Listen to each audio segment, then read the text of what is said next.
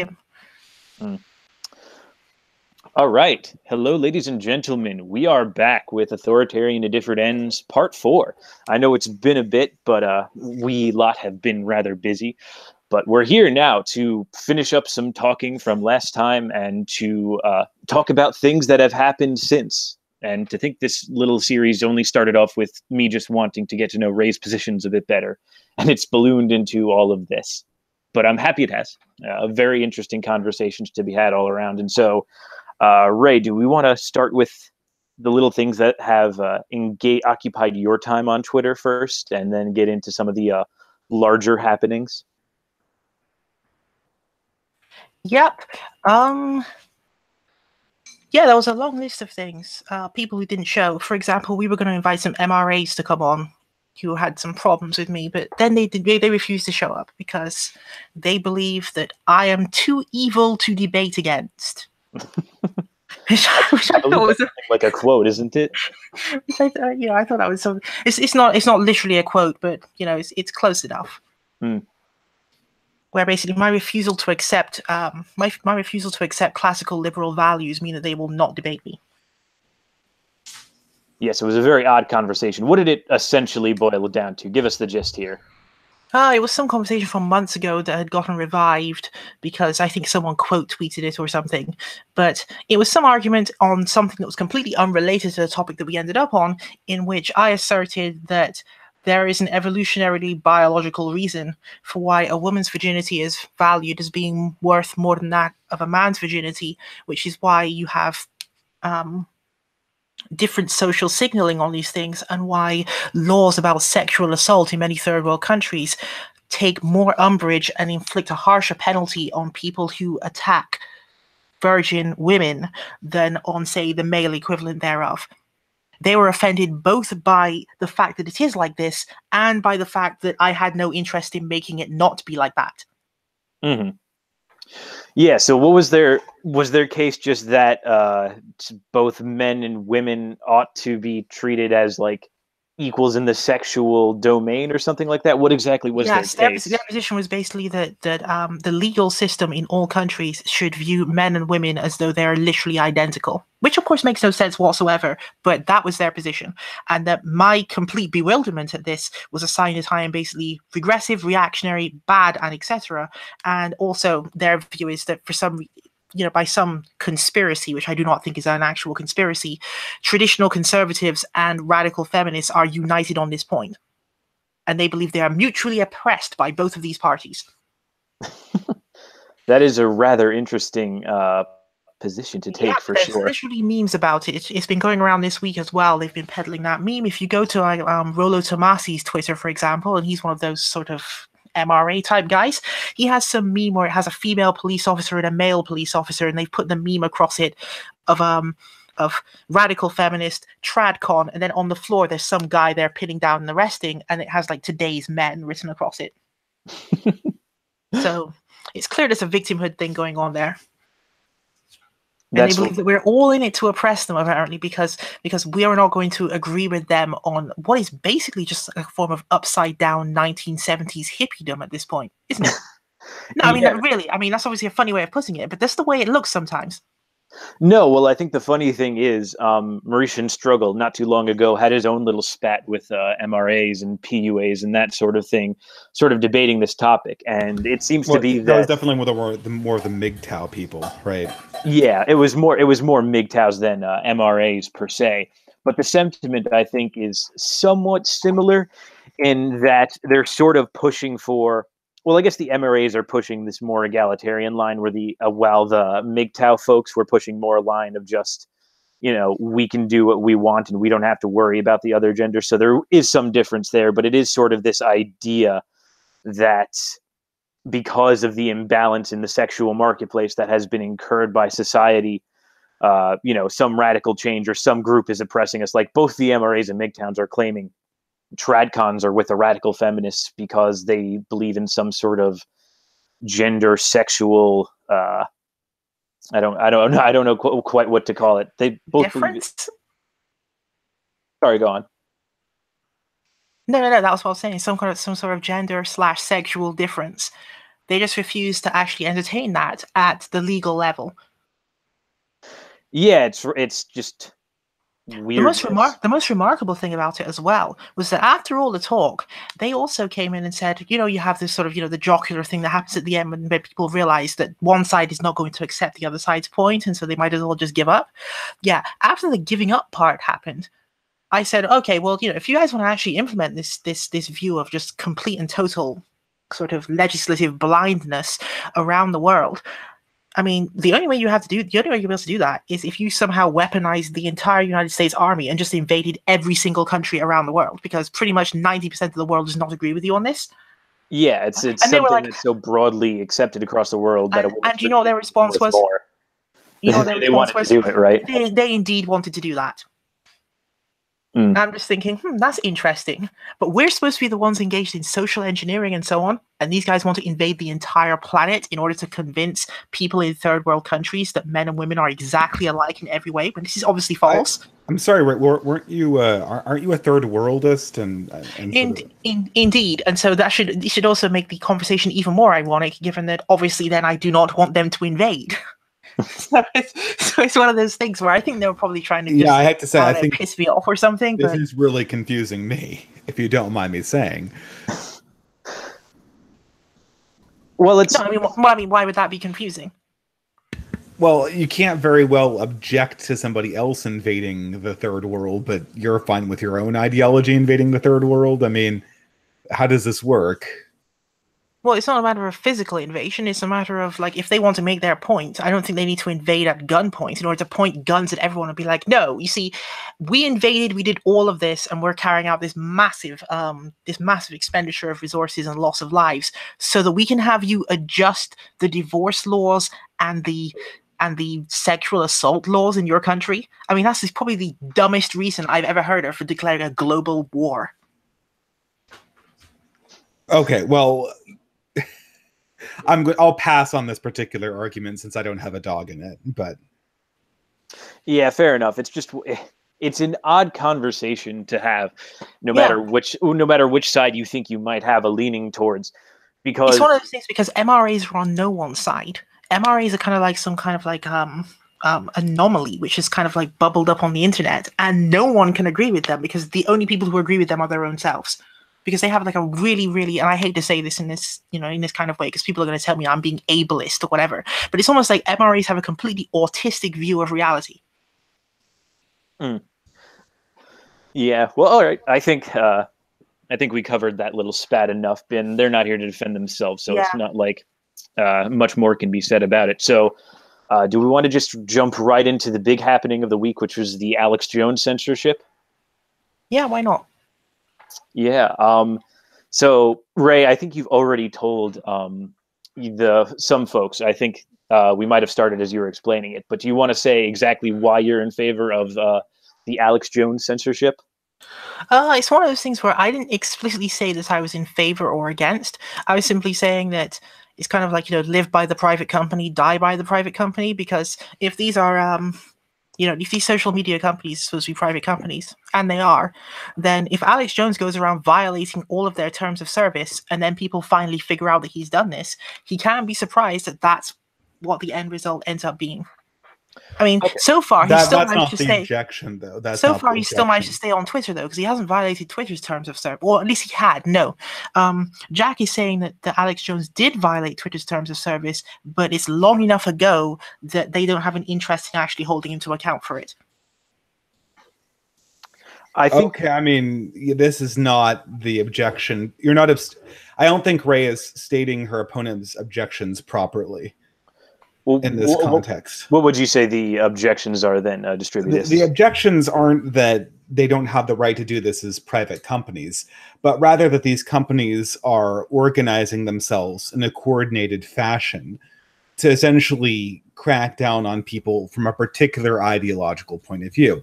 So I know Alex Jones is guilty of conspiracy theories, but lots of publications and lots of voices in the media are guilty of conspiracy theories.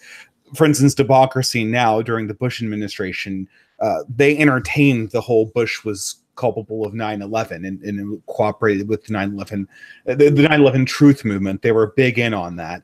But there was no effort to essentially crack down on these people. But it's not about conspiracy theories, though. That's not the issue that these companies have taken. So now you've mischaracterized the companies and such. He actually companies have not been consistent with their objections. For example, he's made death threats. He's made he's not. When is hold on?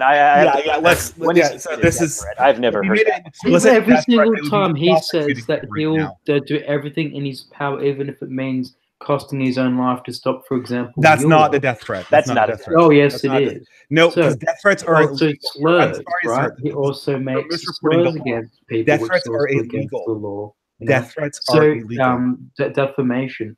So he's violated TOS across the fucking board, okay, right? Hold on. Can we get our story straight here? This man should be punished for it.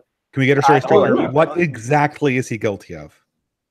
Precisely. Not like death threat, but no, not death threat, defamation. He's also been for defamation, numerous things. All these things. Are they suing him for defamation?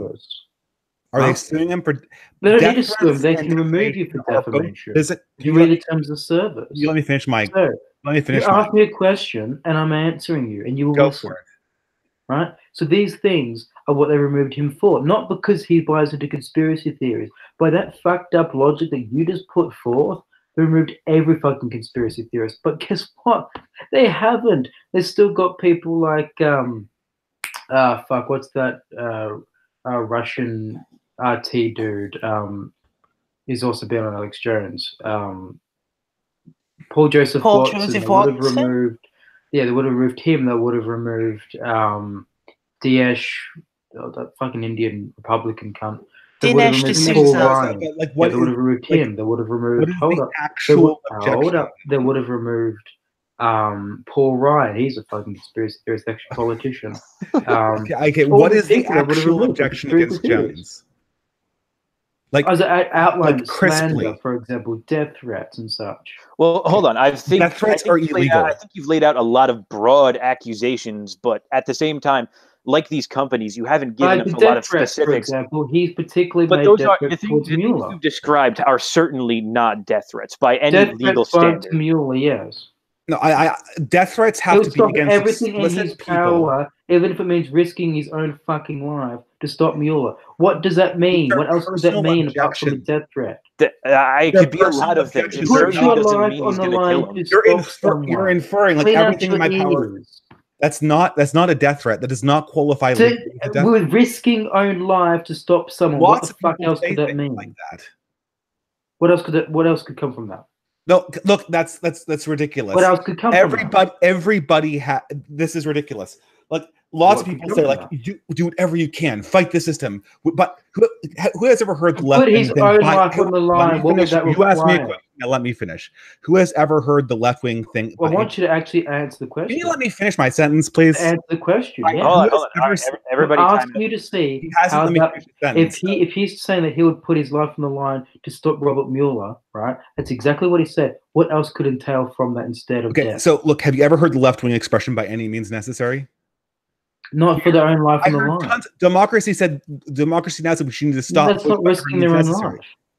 It certainly is. It comes exactly with that. Of course, it means that.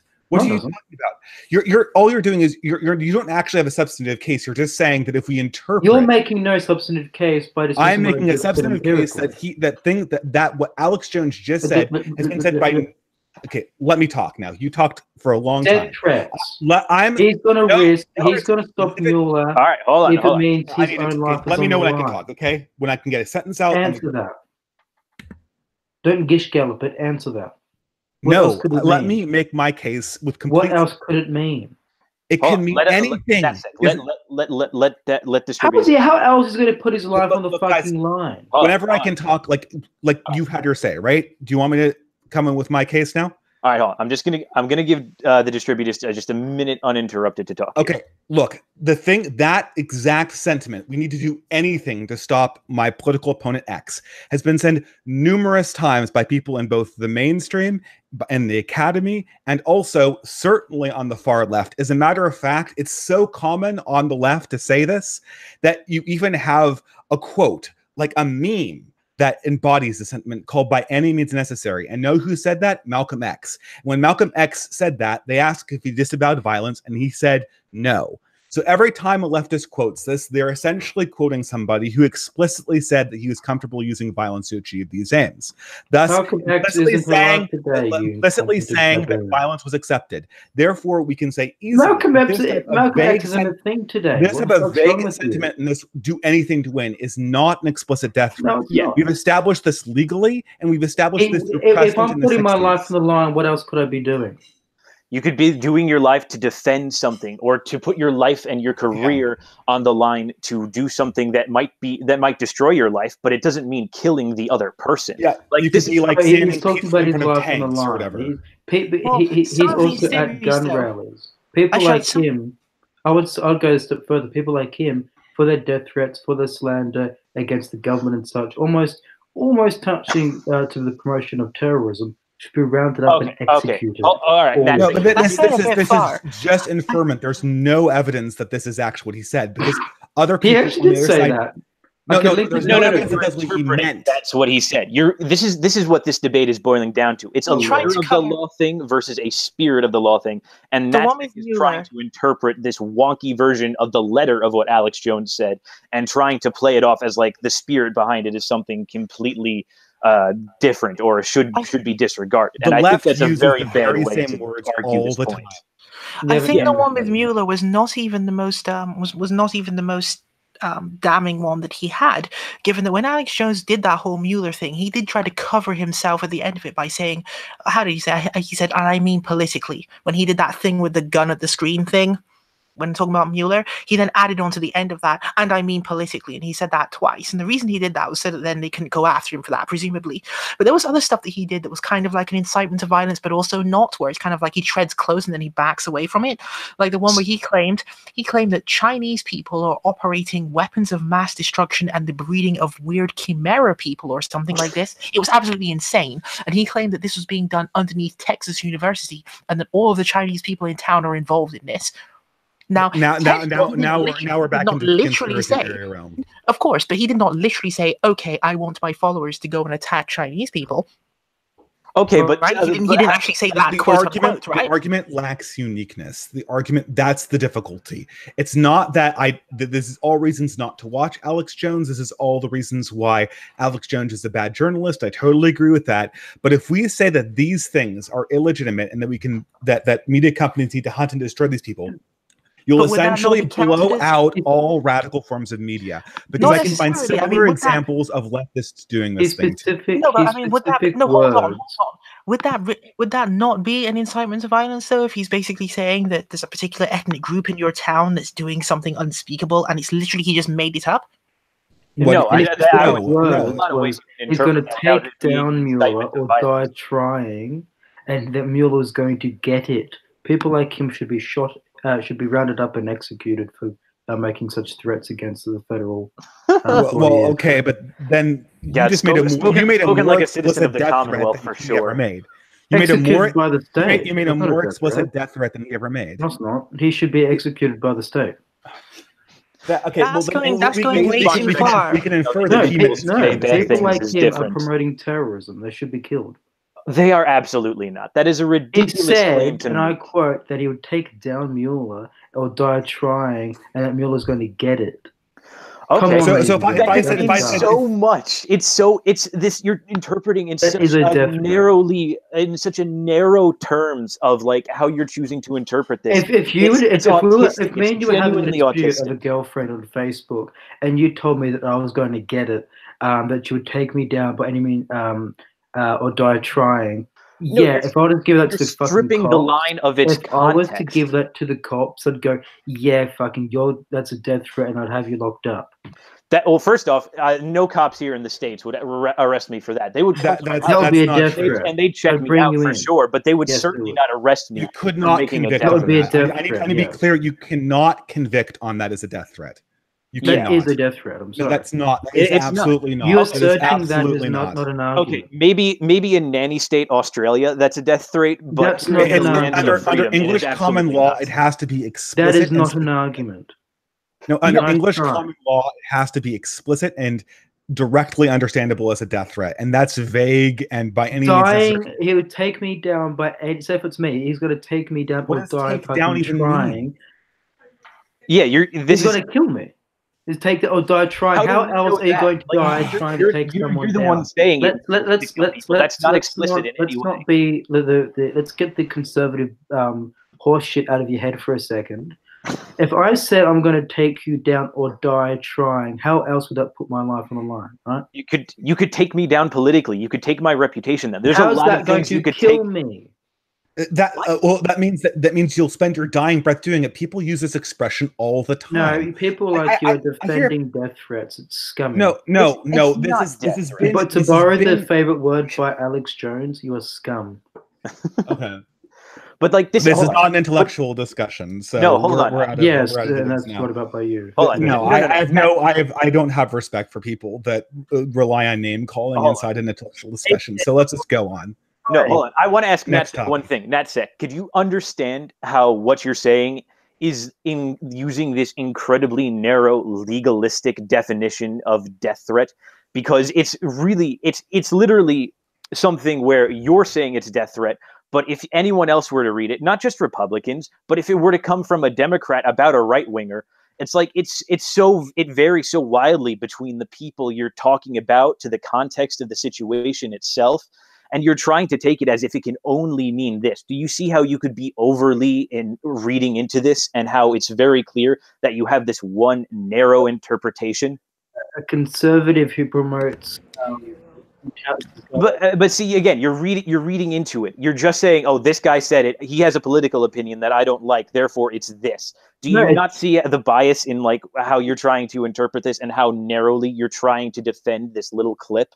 Ignoring the scum's conspiracy theories about the deep state that doesn't exist, right? He's only threatening violence against a federal employee. But he's not. He's just saying, I'm going to take you down. To say take you down, that's a line used in the WWE, for Christ's sake. It means literally anything in any context.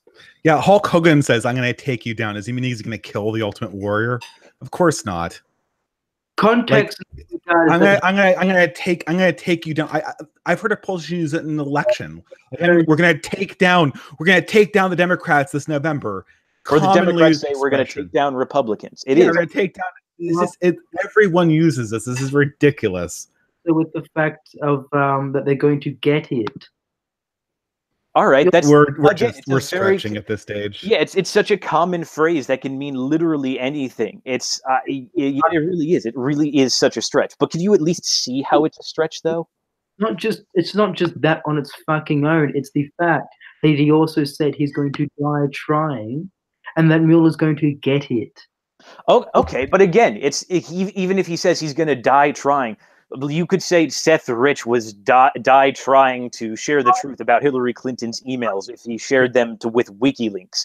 Like it's retards that ties into that bullshit as well. Look, no, I'm just using this as an example. But like, you can see how how in different contexts it can mean literally anything. And these little snippets, even if you put them all together, do not explicitly or even implicitly make the case that a death threat was made. What about the overall trajectory of what Alex Jones was engaging in, which is basically the fire hose of disinformation? Maybe yes, maybe no. Long, yeah, I mean, how long would these platforms allow him to continue to go on like this, particularly after the events that happened in 2016 and his small part that he played in them? Well, what about the? All right. Well, what does that even mean? The trajectory? I mean, again, we're dealing in vagaries here. Okay. Well, I mean, you can actually match it up, right? There's actually a consistent march of InfoWars basically agreeing with every kind of crazy thing that is happening on the populist right and continuing to advance these things. That's their right so at to what do point? That. No, but I mean, at what point does the cumulative level of hatred reach a point where they have to look at their terms of service and go, okay, yeah, I'll check my cumulative hate loop. Like you want what unit is cumulative hatred measured in? Just out of curiosity. It's measured in whatever these social media companies seem to believe it is, because they have a terms of service. So at what point do they look at their terms of service and say, okay, it's the amount of stuff that arbitrary. you've done has now added up to the point where we actually think that you're in this category? Well, it's completely, as the distributor said, it's completely arbitrary and up to the people who run the social media sites. There's no objective measure for the thing you're trying to describe. Yeah, I agree. I agree that there's no objective measure, which is why Twitter, for example, came to a completely different conclusion than the others did. Because Twitter doesn't seem to think that the situation is all of that bad, even though really, if you kind of look at it, it kind of is. But they've made a different call from the call that YouTube made, and from the call that Facebook made, and the call that Apple made. Okay, but all right, this is a different conversation. But I'm actually looking to get into it. Let's forget for a second the death threat thing. What are the like? I've heard a NatSec threw out a whole bunch of different accusations at Alex Jones, and like the companies that banned him, not a lot of specifics were provided. Like, let's get into defamation. What exactly was there involved in the defamation of X, Y, and Z people? Pedophile rings. John Podesta running pedophile rings. I mean, just any politician that he disagrees with, or anyone in the federal government, and the word pedophilia, and boom, there you go. And that's just pedophilia, and there's also other things as well. Yeah, so, there was a long list. I'm bringing up that list now, so hold on. No. Okay, but this is the same thing with left-wing politicians calling somebody a white nationalist or a neo-Nazi or something. Like, this is just playground insults. It's not defamation. And if it were, the left would have just as many lawsuits on their hands as certainly Alex Jones would. So this is like a very subjective standard. Okay, when I give you this list, you tell me if you can find anything like that which any major figure on the left is presently doing. So just hold on. Sure. Is this a list of people that Alex Jones has specifically called pedophiles? No, it's a list of things in which he has slandered various things, and I haven't named this person specifically, so I guess you can fill in the names.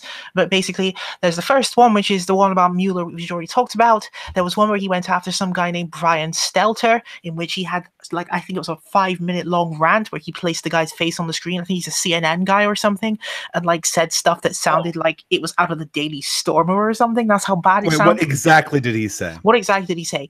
He said he began talking about how people like you are engaged in wanting to, and he gave the usual list of things. I can't remember the precise list of things. It was a list of things. People like you.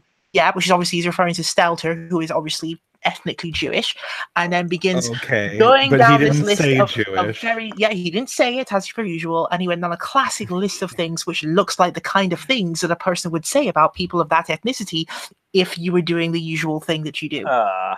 All right, God, this is so tenuous. He is quite skilled, isn't he? And not literally saying the thing directly. You have a case. So, all you have is a conspiracy theory about why did you lead with this that piece of trash then? Because of the fact that I put the weaker ones at the top. All right. You're supposed to lead with a strong one.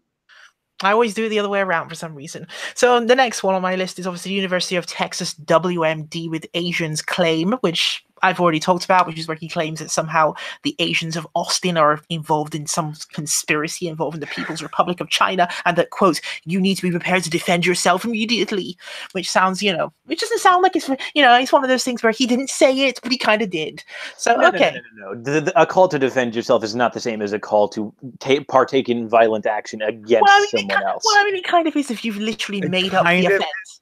It isn't. He made up the offense and then pretended that they're coming for you. No.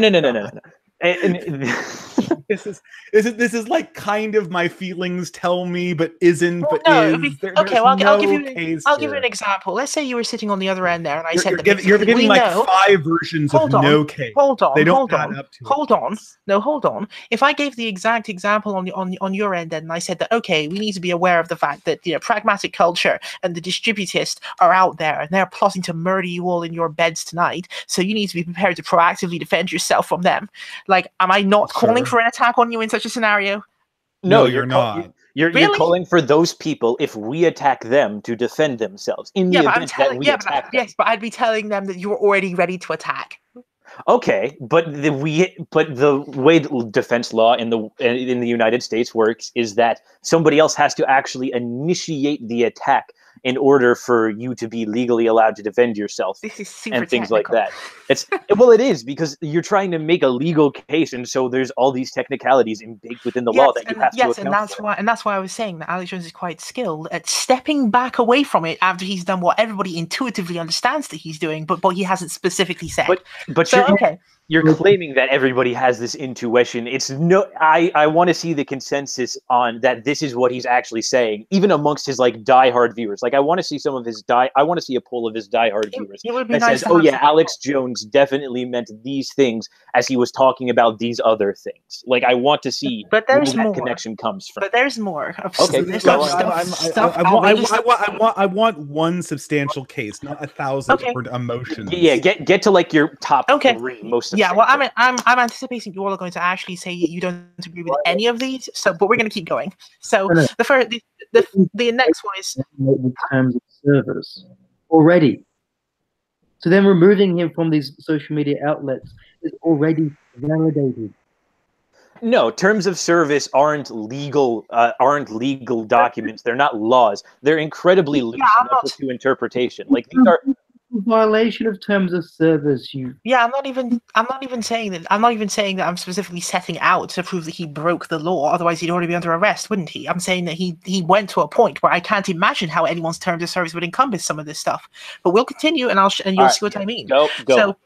So there's a 9/11 truth movement we've already talked about, which is him taking the events of 9/11, reassigning blame to the US government, and then moving responsibility away from Al Qaeda and placing it on someone else, which is kind of like one of those things where you think, what level of patriotism are you at when you start doing that? But we realize that Tariq Nasheed and a bunch of other radicals they're all on social media, and they haven't had this huge targeting thing. Well, have any? Tariq Nasheed things like okay.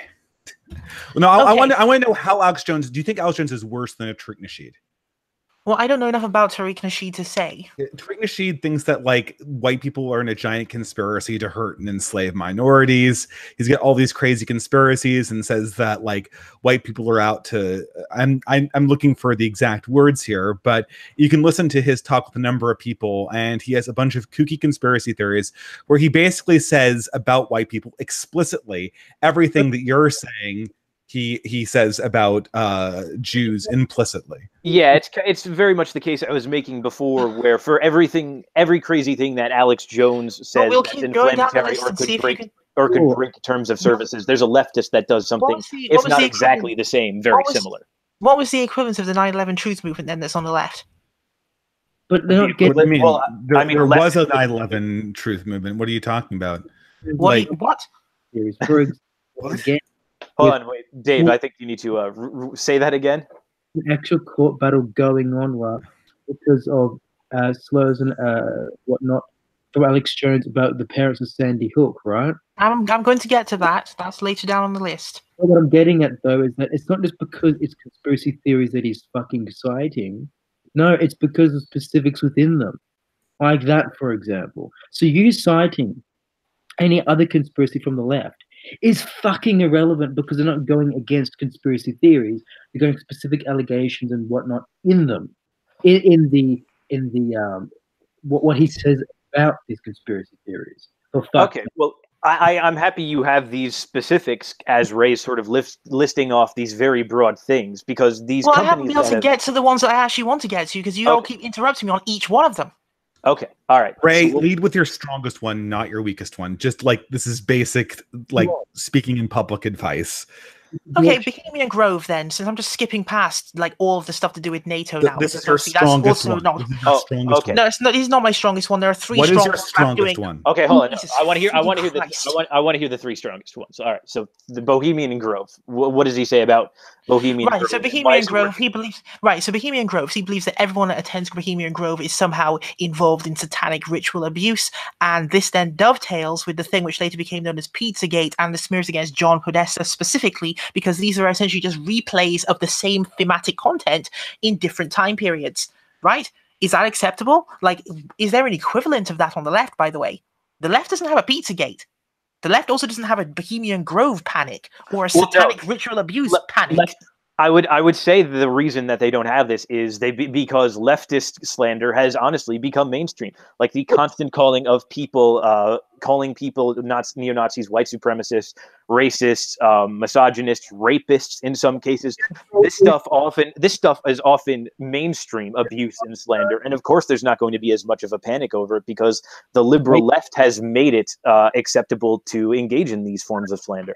Higher rate. If you were to give an example where the left targets a specific individual for defamation, then you might have an Exactly. No, hyperbolic language is not the same thing as the specific targeting we're talking about here, because obviously we know that specifically on the American left, everyone goes around calling everyone neo-Nazis, including their own selves, right? But what does the right have this? Hold on, what does the right have this equivalent to that? Running around calling everyone a communist, regardless of whether they're actually a communist or not. No. But there's specific targeted attacks, like especially I think off the top of my head, you have the Rand Paul incidents. You have what was the name of? I'm trying to think. There was a lawyer who he was in New York City, and he said he was a Jewish lawyer, which made it even funnier. But everybody started calling him a racist after a specific incident in court. I forget. I saw the incident. Yeah, was he in some kind of food place or something where he decided to get angry with some Hispanic person? Is that the one you're talking about? Yeah, something like that. And he says some things in the heat of the moment, and now it's come upon people to absolutely ruin his career and say all these nasty things about him, which may or may not be true, just based on a single incident. And so, like John Podesta, and this is the left's equivalent of that, roughly. That means those. He actually did something. He was on camera actually doing something which people found to be extremely offensive. So, why would he even be surprised about the fact that people then called him names afterwards? On camera and doing what? Being an incredible creep, one, and two, sending very, very oddly, not simply oddly worded emails, but emails that happen to correlate with other things we know pedophile rings actually use to communicate in terms of. The language he used corresponds with language that other pedophile rings have used in order to describe the exchange of children. This reminds me, because remember, the right also went after Christy Teigen for the same thing as well, where basically I think that she had written a tweet in which she was describing like a pizza that she wanted to order or something, right? And then the Pizzagate people jumped on her, and then she has to lock her account for several days or something. This is madness, right? You can't go after every single person that mentions the phrase cheese pizza. No.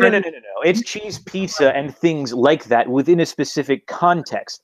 And the context of John Podesta's emails are highly questionable.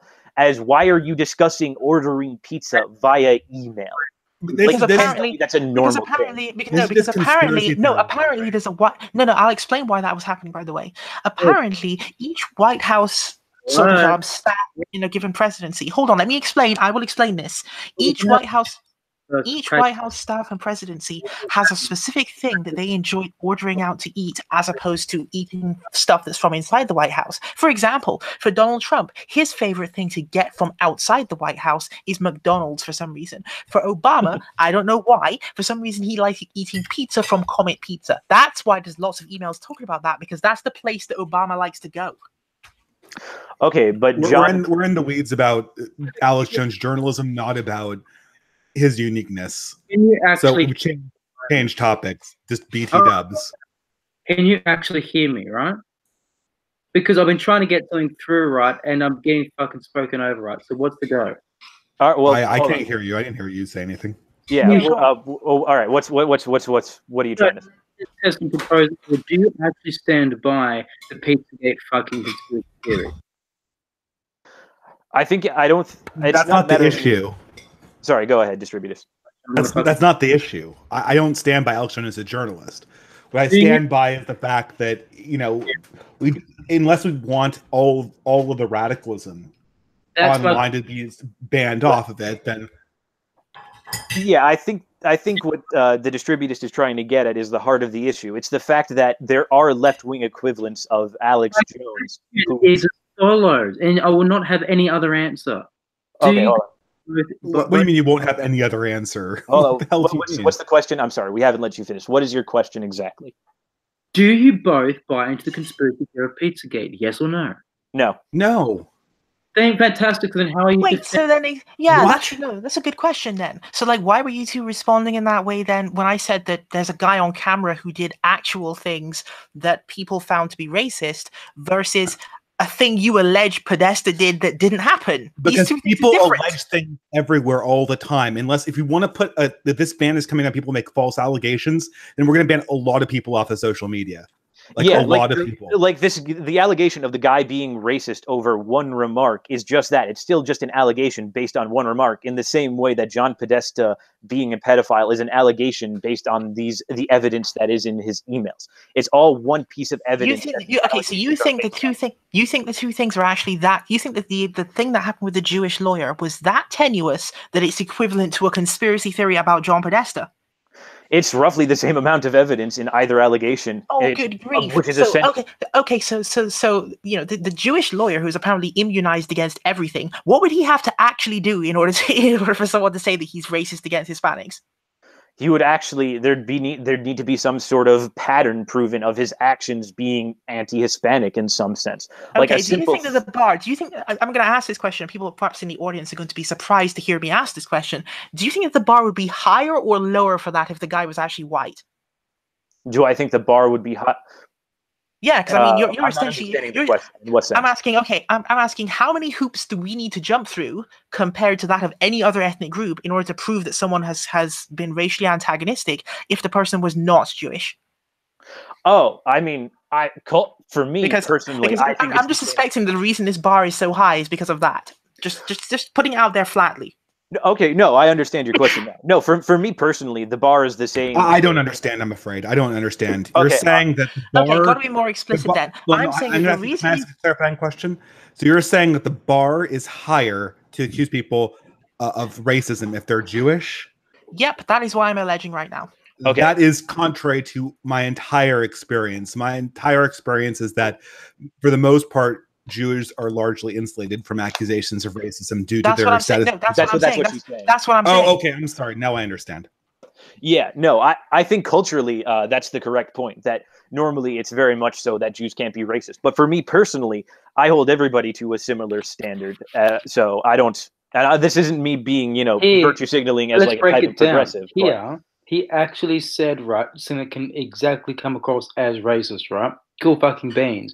Whereas in these emails with Podesta, nothing, and I fucking repeat, not a single thing indicates that he is a pedophile or anything of the sort. The language does. And then you've got conspiracy theorists who lack any critical thinking skills and a brain between their ears. They'll then spread all of this as fucking fact, like this retard known as Alex Jones, right? No, well, the language as a positive claim is incredibly similar to that used by other child abuse pedophiles running sex rings, right? These people are doing defamation, violation of the fucking terms of service. So thankfully they've been removed, and they should stay off these platforms as long as they continue to spew this bullshit. You're claiming again, you're jumping from terms of service to defamation. One is a legal thing, one is a nebulous set of conditions set up by a corporation. They were removed not for legal did he violate terms of service, or did he actually commit defamation? Violations. Yeah, but Twitter's version of defamation isn't actually defamation. But that's what we're talking about, because that's what he was removed from, son. I know that's why they claim it, but they are not the arbiters of defamation. Defamation. That's what we're talking about. Why was he kicked off and he was in violation of the fucking terms of service? Okay, but you're claiming he's guilty of defamation, not that he violated the term. Well, you're claiming that's both. On terms of service. Yes, but Twitter isn't actually. Yes, they're not. Twitter's terms of service do not actually determine what is and isn't defamation. They on their fucking terms of service. So if we're going to argue if it was valid for these companies to remove him, people scum like him, then yes, because they're in violation on the terms of service, and they get people on the left and on the right. You're making two different cases. You're saying he violated the terms of services and he committed defamation. You can say he violated. He's going to court right now on defamation, yes, but in terms of service, defamation will get you in violation of the TOS. Simple. Okay, but so if we're looking at the question is, was it right for him to be removed? That's fucking it. We're not talking about legalities, we're talking about the terms of service. Did he violate terms of service? You're bouncing back and forth between. Therefore, it was right and just for these companies to fucking remove him. Congratulations. No, you're bouncing back and forth. Look, if you're going to make the case, he violated the terms of service. Yes or no? He violated the terms of service violated. Yes or no? I don't know Twitter's terms of services. If he did, he did, and that's and YouTube and such. The answer to the question is yes. He violated. Thus, being removed is perfect. Okay, but you're making claims that he made that the reason you're saying he violated the terms of service is because he did things that were illegal. Defamation is on terms of service, right? You're right, but he's got to court for it. He hasn't been convicted of it.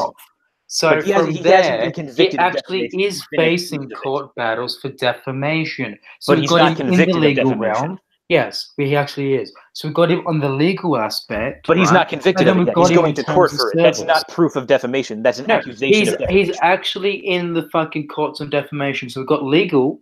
Oh, and then you say in the courts. What does in the courts mean? Does that mean are you saying he's been convicted of defamation? There's an actual court battle going on with the victims of Sandy Hook, the poor souls, versus conspiracy theorists. This is the question. Do you want to have Sandy Hook? Do you want to have? No, I don't want to bring emotion into this. Do you? It's not emotional, and even at that, emotion's okay. Let me finish. Do you want to have social media companies going around essentially determining ahead of time to mass get rid of platforms like this? Because they did. This was obviously prearranged. No, he was in violation of terms of service for years. I decided to get rid of this guy on the same day. And they all tried to get rid of him on the same day within the same 12-hour span. These companies, I don't have a legal objection against these companies. Groups, these big bad companies would have kicked this cunt off the moment he started opening his fucking flap. So why didn't my objection is not a legal objection. They also would have gone after other conspiracy theorists like Paul fucking Joseph Watson or Rand Paul and such. Right? This is just an emotional argument against people like what? They didn't. Are Paul Joseph Watson here? No. So let's get rid of all of that. Him. I don't like Paul Joseph Watson thing. That's not material. The material thing right now is they didn't get rid of him. How is it a fucking purge for people they don't like if they didn't kick them off? No. Listen to this. This is the question that I'm interested in, right? I don't like Paul Joseph Watson. I don't like Alex Jones. So just don't bore me with arguments about how they do bad journalism. I don't think it's good. But do you want to have an environment where these social media sites are the default arbiters of who can occupy the public square? Because that's what we're dealing with right now. They're obviously swayed by political concerns. I actually want to answer that. What I'm objecting to here, and I want to make this otherwise the NRA wouldn't exist. Listen to this before you talk. I want to make this very clear what I am and I'm not defending. I don't have a legal case against Facebook. I don't have a I'm not defending. We know the question journalism. You're asking are they the arbiters? Let me finish. I'm not defending Alex Jones as a journalist. We know you're not. I'm not making. Then let me finish. So I don't have. You've already done a minute ago. If you had shut up. Okay, that's it. You gotta be quiet for. We already know what it's let me finish my sentence. I'm not defending Alex Jones as a journalist. I have a legal case against Facebook and Twitter and YouTube and all these other platforms. What I am saying is that we have a big problem if essentially coordinated decisions made among these Silicon Valley companies is going to start selectively enforcing claims of defamation, inaccuracy of information, and other objections that, while unethical, don't have a very clear legal basis. Now, this is the key clarification. I am not saying that I defend Alex Jones as a journalist or that there's a legal claim. Like, this is the thing. I'm saying that there's no uniqueness. There's no uniqueness. Listen to this claim because it will save us so much time if you understand me. What I'm saying is that there's no uniqueness. So my objection is that there's 1,000 people that violate the terms of service in the exact same way that Alex Jones did. But what I'm saying is that by the way that this essentially erasure of InfoWars worked, it told me that this decision was political. It was motivated by specific concerns that they had against Alex Jones that were brought on by essentially a political motivation. And this means that there is a non-consistent application of this standard. And it's the non-consistent application of the standard that I have the real problem with. And that is why this conversation Thanks is for occurring. repeating yourself and drawing the point out longer than it needed to go, because I already called that on from the very first time you spoke. If you'd let me finish, you would have had me, that. Right? If you had let me speak, you wouldn't The have had only to hear 3 time times. you repeating yourself, I was saying that I knew what you were going to say, and I was correct. All right, well, respond. Respond. Nobody's respond. Instead of that whole fucking dribble. All right, well, just The respond. reason why it's not fucking political is because they would have taken out everyone else that is just as big as fucking Alex Jones. No, they but guess what? That's not they a case. didn't. So on top of that, that's just because they no. I'm refuting now. You be quiet. So that's the evidence that it wasn't political, right? Because that's not everyone evidence. else. That's one. Not evidence. Number two. In order for terms of service people to be removed from the toss because of the violation, they need to be fucking reported for it, right? So if I'm on Twitter right now and I'm violating its terms of service and no one reports it, well, yes, I'm getting away with it because Twitter's oblivious to it. They cannot fact check or anything like that every single claim made on Twitter as it's happening, right? It's fucking stupid. So unless people report it, they fucking won't know. They can only report on things that are reported. So if we're looking at that, they are consistent. Every time someone violates the toss, they're fucking kicked, be it the left or be it the fucking right. Well, fantastic. But it's now I've demonstrated. Only paying attention. Now I've demonstrated how it's not political. No. I'm talking and you're interrupting. Congratulations. No. Hold on. I'm going to respond to your case very quickly. No, I'm not finished. Isn't that interesting? If you're not finished, isn't that interesting? So go ahead. Fantastic. I'm glad I got your permission. So I've just demonstrated how 1, it's not political, and 2, how they're consistent. So now you may respond. Okay, so first and foremost, just simply because they pick and choose who they do and don't ban the whole swath of right-wing Twitter or right-wing YouTube does not make it any less political. It just means they have enough sense not to ban an entire political movement from their platform and cause a massive uproar. All you've said is that they have tact in choosing their targets, not that it wasn't political. That's all that. Did you hear what I said, though? I did. That's and it was big people like him. Not everyone's the same as Alex Jones. Yeah, no, there are plenty of people who the same accusations that are hurled at Alex Jones, people hurl at a whole swath of other people. Why didn't they remove Paul Joseph Watson? Why didn't they? I don't know. Probably because they found him. He's on InfoWars. He gets support from them, and with RT. Why don't they remove them if it was political? If it was political, why don't they target RT or the because NRA? They're doing damage control. They're deciding that they don't want to go out and ban the whole right wing. They could go after bigger, more concerning groups like the NRA as a political fucking body because it's a conglomerate. Compared to Alex Jones, which while he's famous, yes. To date, I've never seen a single person, not on Twitter, YouTube, or anywhere, who cites an InfoWars article. Exactly. Not once. So what I'm getting at here is, if this was political, most people know Alex Jones because he is a fucking meme, not serious. If Twitter and such, they're the big liberal bad guys, were trying to get over conservatives, shouldn't they target an actual threat like the NRA? No, they start. No, not at all. They start small and work their way up. That's not small. Precedent. Yeah, they start small, and they have started small. They started with banning people at first, like James Alsop or people like Jared Taylor, who have done literally nothing to break the terms of services, especially Jared Taylor, who did literally nothing to break Twitter terms of services. They start with these small fry people who are even less popular and even less relevant than Alex Jones. And by banning those people, they start setting a precedent, and they work their way up to, in your terms. Why do they need a precedent if it's not legal? Let's shoot for agreement. Can we agree that Jared Taylor's banning was not correct?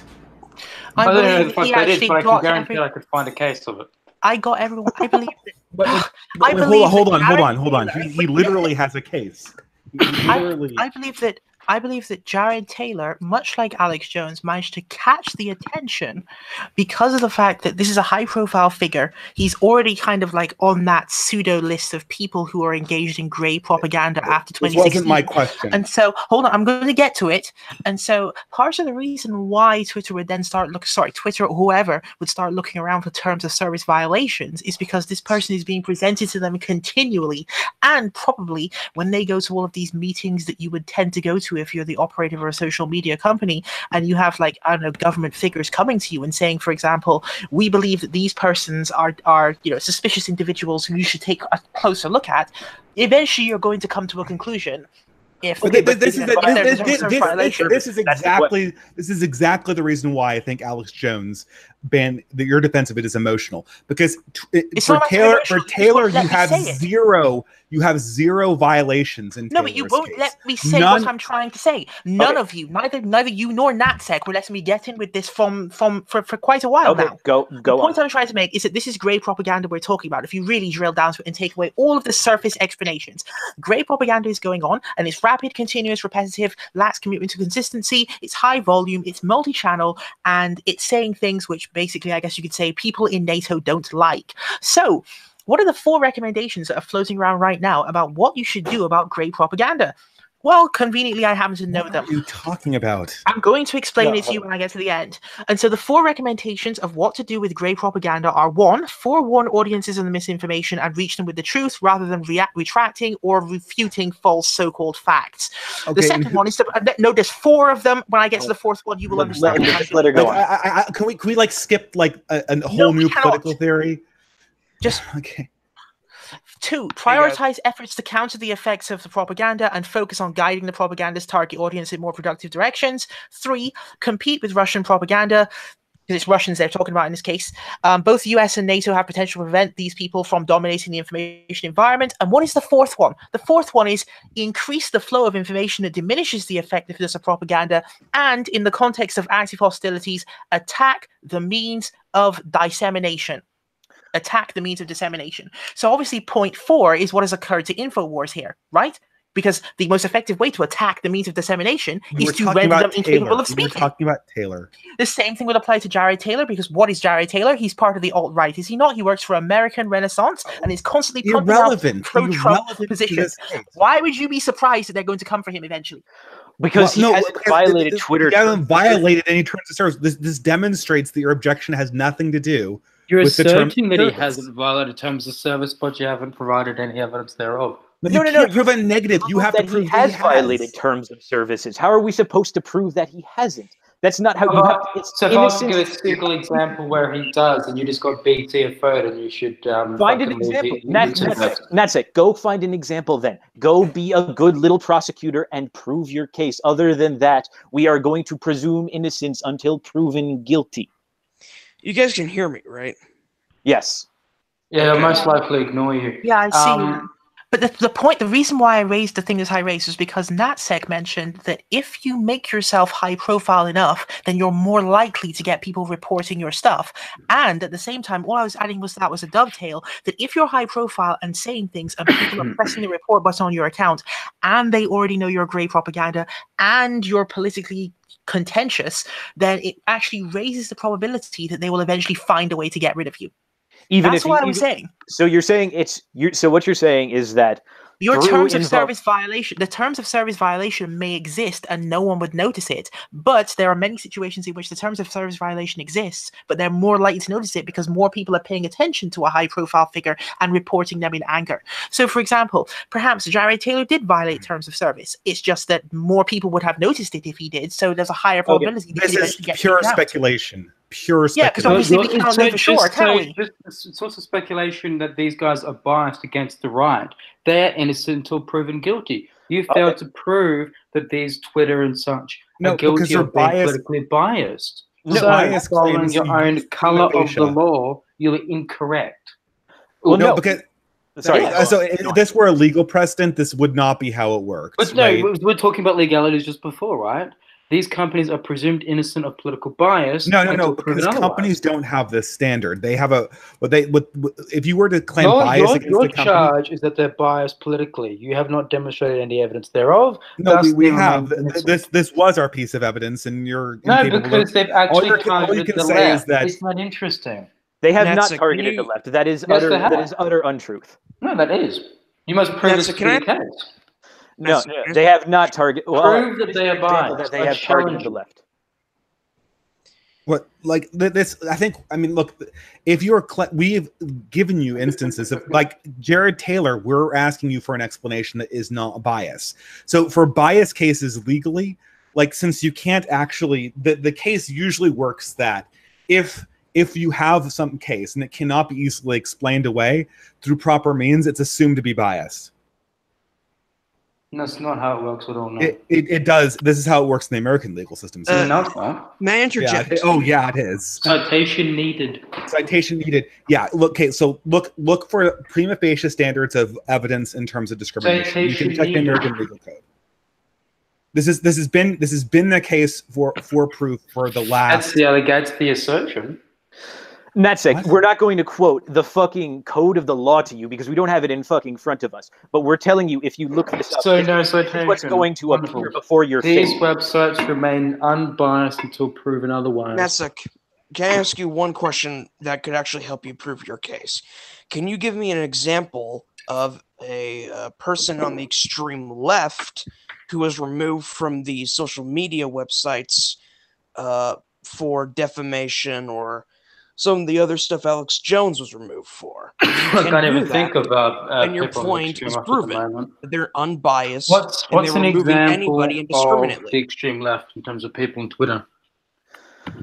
Somebody in the vein of I think Tariq Nasheed would qualify as extreme left. Certainly, he's certainly extreme left in terms of his identity politics and his brand of it, at least. Yeah, I mean, have you seen his debate with Jared Taylor? It was funny shit. Yeah, that was really funny. Yeah, it's this is we're just getting a double standard here.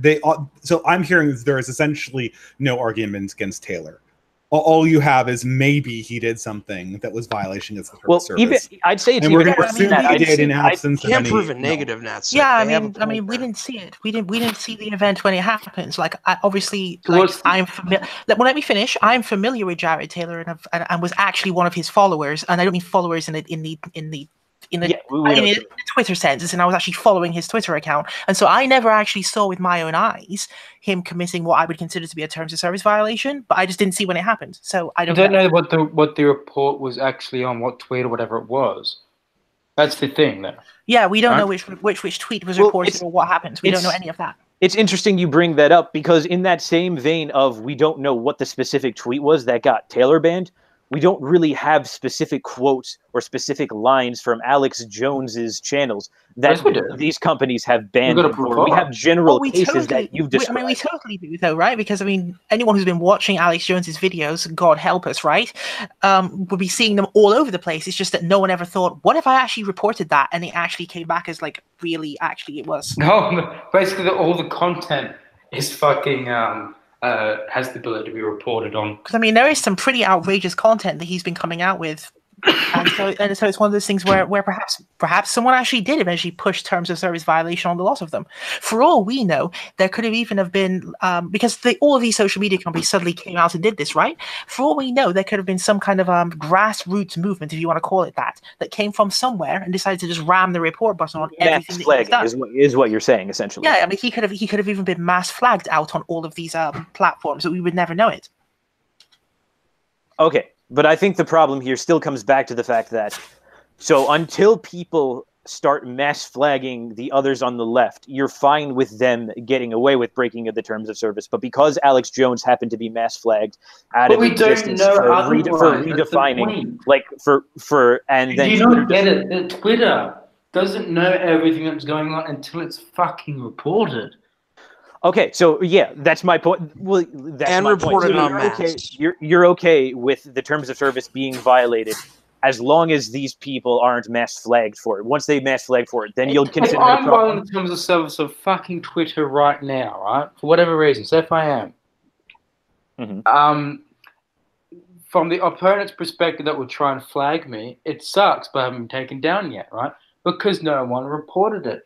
Twitter is totally oblivious to it. So to them, there's the presumption of innocence. They're not going to take anything down because they don't know I exist, my account exists, because they don't know if reality does exist, and nor its content, right? This is fucking obvious to anyone who has basic critical thinking skills. No, we get that people need to be reported before there can be an investigation into them. But what I'm asking you is different. What I'm asking you is, you're okay with people on the left violating the terms of services, and you won't be concerned with them until they, and you'll be fine with them violating the terms of services. You must demonstrate that to be the case. Okay, fine. So. Also, Twitter, there's so many people on Twitter that it really does require like at least a good amount of people to report the violations in the first place in order for Twitter to even notice. I mean, when Academic Agent got suspended from Twitter, it took pretty much like, I do not have the numbers in mind, but it took dozens of Marxists to report to Academic for allegedly inciting violence. I'm pretty sure remember that tweet where he said he would eat the heart of a the liver of a Marxist with a spoon, and he got reported for that shit.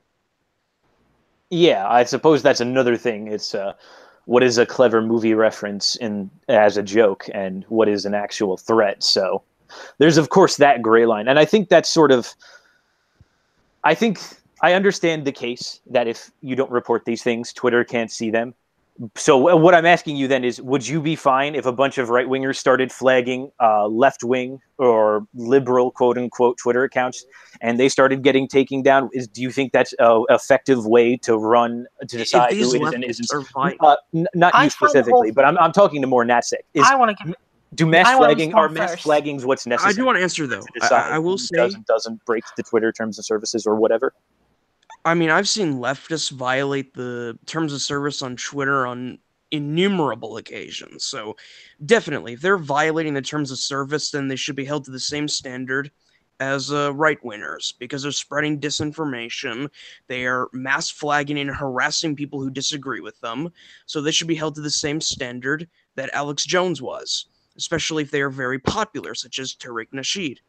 Well, I think that the whole thing with mass flagging is actually ridiculous in the first place. Like, I mean, obviously people mistake what my actual position here is. It'd be kind of nice if everyone would just stop doing this nonsense from the outset, and then we would never have to deal with the problem, right? So, okay, let's talk about an example of mine. Last year, I was suspended off Twitter for roughly 2 days because of the fact, brace yourselves for this, a bunch of right-wingers got together, and bear in mind, I don't go around reporting people, right? So I've actually placed a grand total of probably 1 report on Twitter in my entire life so far, right? These guys got together and mass flagged me for not believing in Jesus of Nazareth. So I then had to argue my case to Twitter about how that's not a terms of service violation if I don't believe that Jesus is the Lord and Savior, right? This is the level of stupidity. So I'm thinking how does the right wing get to talk about mass flagging now? After that, I don't... Well, hold on. I don't think the right wing has like a right to talk about mass flagging after that ridiculous incident, do they? No. All you've demonstrated is that their enforcement of the terms of service is totally arbitrary. So that goes to our point. Yeah, but I mean, obviously they restored my account because that's not a violation of terms of service, right? So they had to write an apology to me, right? But okay, I mean, hold on, finished yet. Hold on. In an ideal world, I shouldn't have to ask Twitter to apologize to me and reinstate my account after 2 days for not believing in Jesus of Nazareth, right? That scenario should never have occurred in the first place. Sure. But what's your point? All you've demonstrated again is that their application of this principle is arbitrary, which is our point. Well, no, that was just the algorithm. That was just the algorithm. That if a person gets mass flagged enough, then the person will be subjected to investigation, right? Okay, but for some reason that is how Twitter works. Do you or do you not trust these social media organizations to enforce this kind of observation? Well, the stakes are high. Do you or do you not trust them? It's one of those things where overall I'd say I mostly trust them, since they haven't actually when it agrees with you? Well, I mean, they made the correct call on my appeal that time in 2017, where I said that, hey, guess what, guys? It's not against Twitter rules to not believe in Jesus of Nazareth. No, but like the idea that you don't trust them to consistently do this on the surface of it, that's what you're demonstrating, that this is mostly an arbitrary distinction. No, what I'm saying, the backstory to this was Alex Jones rightfully removed. Hold on. What I'm saying is that the outrage mobile, which people on the right are mobilizing about all of this stuff, has a hypocritical tinge to it, given that they're the ones who are running around doing lots of the mass flagging, which they are themselves complaining about. You don't have any evidence. I think you're picking on a selective case A, but I think the distributist point is more pertinent, which is that things like this, as you've proven, are very rarely actual violations of the terms of service, and so they ban you or suspend you on a whim. And the fact that this happens is proof that Twitter and these companies can't really be trusted to determine what is an actual service violation, and they'll just sort of arbitrarily make it up. What is your point, Natsec? I didn't hear you. Okay, so you guys arguing... Right. Natsec was asked a question. Please let me I'm just saying that the right wing remains strong despite this. No, I'm not getting your point. I can't hear you. Can you speak up a little bit? I'm speaking perfectly fine. What I just said is that despite that bias that doesn't exist being a thing apparently according to conspiracy theorists, the right wing is still going strong. Again, if there was a political bias, they would target, groups like the NRA. But they don't. No, as I said before, that doesn't prove that there's no political bias. All it proves is that they're being tactical about who in the right wing they ban. No, that would be stupid. No, there must be. If they were to have a political agenda, they would target big hitters. No, they wouldn't, because that would ring a lot of bells on a lot of other different media sites, and a lot of people would immediately pick up on the apparent political bias. When they start small, the political bias is much less noticeable. If they had grounds in terms of service, then no, it wouldn't be biased. But wait a minute, though. The thing is, though, that InfoWars itself was banned off Twitter. Alex Jones was banned off Twitter, but correct me if I'm wrong, but isn't Paul Joseph Watson still on Twitter? Yep. It's irrelevant that there are right-wingers still on Twitter. That's not what's under. He's a heavy, hard-hitting conspiracy theorist. Dude, the exact same bullshit. People who are literally part of the same network. Wait. It doesn't. It's immaterial. It is material, actually. Employed by the conspiracy theorist website, and many of them are still active on Twitter. Some of them have been complaining about it. So obviously, why isn't Twitter just going after everyone who is affiliated with InfoWars, who is actually working for InfoWars? They only went after the main account and the person who leads the organization. Because again, it's an attempt to disguise what they're doing. If they pick their targets, if they're picking their targets selectively, the bias is more easily, and it's much easier to get away with it. If they start targeting everybody at once, then it becomes much more apparent, and they have a much larger shitstorm on their hands than they already have. Everyone who's conservative, they would be targeting and being consistent. Targeting people like Paul Joseph and others. I don't think there's an honest attempt to understand what we're saying. Stephen Molyneux and such. Oh, there is. Well, I want to go to another level and say this is kind of like a weird hill for people to go and die on, though, right? Alex Jones, of all people. No, it's the hill of every hill will be a weird hill to die on until it's literally me. Yeah, it's a matter of that's pretty much just a matter of opinion on what isn't the weird hill to die on. No, it's the fact that this is Alex Jones, right? If there's a political bias, others would have been taken out as well, but they didn't. No, that's not the case. Yeah. Just because they selectively choose people who disagree with them does not. That's the assertion without evidence. No, it's been demonstrated before. No, that's the assertion. Jared Taylor. Why ban Jared Taylor if not for the fact that he disagrees with them? No, your assertion was selectively avoided other characters that are on the right wing and others that are not, right? That's the assertion that has yet to be demonstrated. No, I can demonstrate a pattern from Twitter in which they ban people who disagree with their political narrative, who might not be the most mainstream. There is no political narrative. There absolutely is. Where does it show on the website of that political narrative? Jared Taylor was suspended from Twitter, right? Is yes. that what you were implying? Okay, he was. However, David Duke, who is 10 times worse than Jared Taylor, I think even Ray would recognize that fact. David Duke's still active on Twitter. So if they were political, so obviously David Duke didn't violate the terms of service, but Jared Taylor did maybe. So if they were politically biased, why aren't they going after the top dogs who are objectively worse? Actually, that's a good point. That's a good point. That's a Klansman. That's a great point. That's actually a good point. That actually is a good point. Why is David Duke still there? Good point. No, that's an excellent point, and allow me to answer. It's because I agree with you. It's odd. It's odd that this. Convincing. Well, no, it's odd that this person who is objectively worse than Jared Taylor and is objectively a worse representative of, quote, ethno-nationalism than Jared Taylor was left on. It's almost like they're trying to wean out the actual important and useful ideologues for a movement and only leave the lowest hanging fruit possible on there to give the right wing the worst possible image. It's your very argument strange. is essentially by trying to get rid of the most sane people who advocate for the alt-right or ethno-nationalism, that the only people left are insane people, right? That's why David Duke's still there. But well, to be fair, though, I mean, why did you Alex Jones, who is just as crazy as David Duke, right? Because if they wanted to ruin or tarnish the image of the right, then wouldn't they want people just as crazy as David Duke to stay on? So they would have let Alex Jones remain on Twitter. Well, I don't think Alex Jones. I certainly don't think David Duke. I certainly don't think Alex Jones is on a comparable level of crazy to David Duke, because I think David Duke is actually worse or at least he has worse optics than Alex Jones, because he's an actual. He has worse. Yeah. He has worse ideas. Of course, because of the whole Grand Dragon, whatever it was, of the KKK that he was getting up to, and that whole thing. Yes, and David Duke is an icon of basically badness, right? But I mean, in the grand scheme of things, though, I kind of feel like it's a kind of like a ship that sailed. In what sense? In the sense that like the populist right elected Donald Trump, and he's presently the president of the United States, and is consistently engaged in like horrendous activity. So I mean, no, because I'm going to explain. The reason why is because they're not going to be using that logic, because if they wanted to do that, they already have a president that's behaving that way. So why would they engage in that? I think that Occam's razor would tell us that perhaps it's that Jared Taylor actually did violate the terms of service and that David Duke simply did not. That's what we don't know when it happened, but it seems more logical that is what has occurred.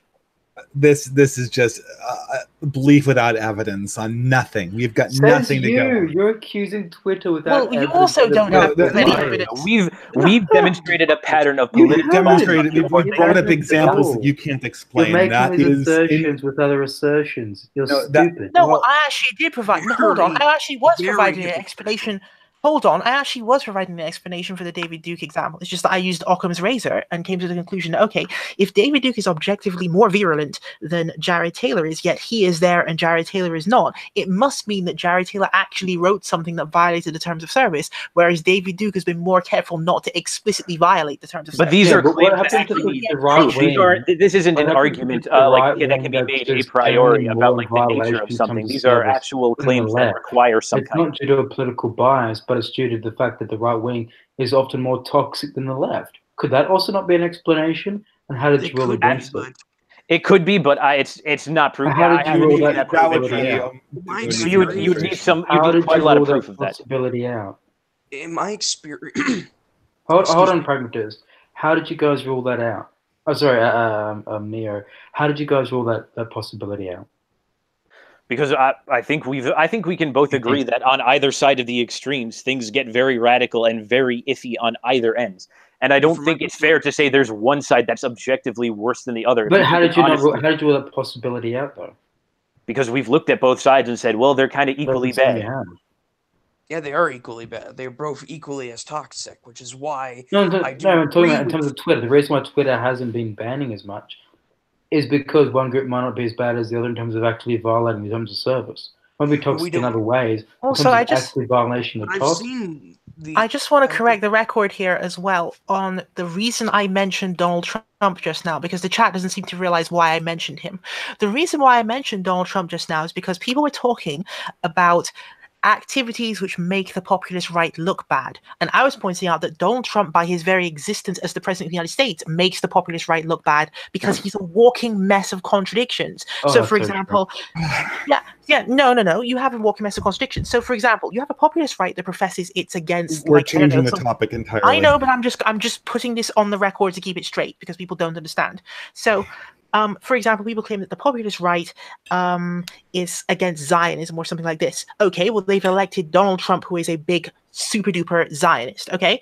And then you have the populist right claiming that they're against giant corporations making tons of money and then walking off with the profits while the workers eat dirt. And then you have a Donald Trump which just gutted the ability of unions to adequately negotiate with people. And then also you have the tax bill, which has resulted in workers' wages remaining flat and profits for corporations spiking by something like 115%. Wow, Ray, it almost sounds like Donald Trump isn't part of the populist right. It almost sounds like you guys elected him for no apparent reason, thus humiliating yourselves. So it's kind of like, why does Twitter need to go around and find ways to humiliate the populist right when the populist right is so adept at humiliating itself? To the distributist point, Trump isn't really populist right. He's just the best they had to that the populist right could find. He's the closest they could get. It's the same way that socialists and third worlders like yourself vote Democrat typically. Do they make a fool out of themselves when Hillary Clinton gets elected? Not at all. No, because she's just the closest you guys have. It depends on if they knew what she was going to do. It's always how it works. You always just vote for the closest thing to you. You're asking for a type of perfection that just does not exist inside of politics. It's not even a perfection. This guy is. I'm not even asking for perfection. I'm just asking for at least something, right? Like this. Look, this is immaterial to the previous conversation we had. It's just a confused mess. Let me ask you this. What was your name? Distributist. And people in the chat also saying womp womp. The womp womp is not for me. The womp womp is for you.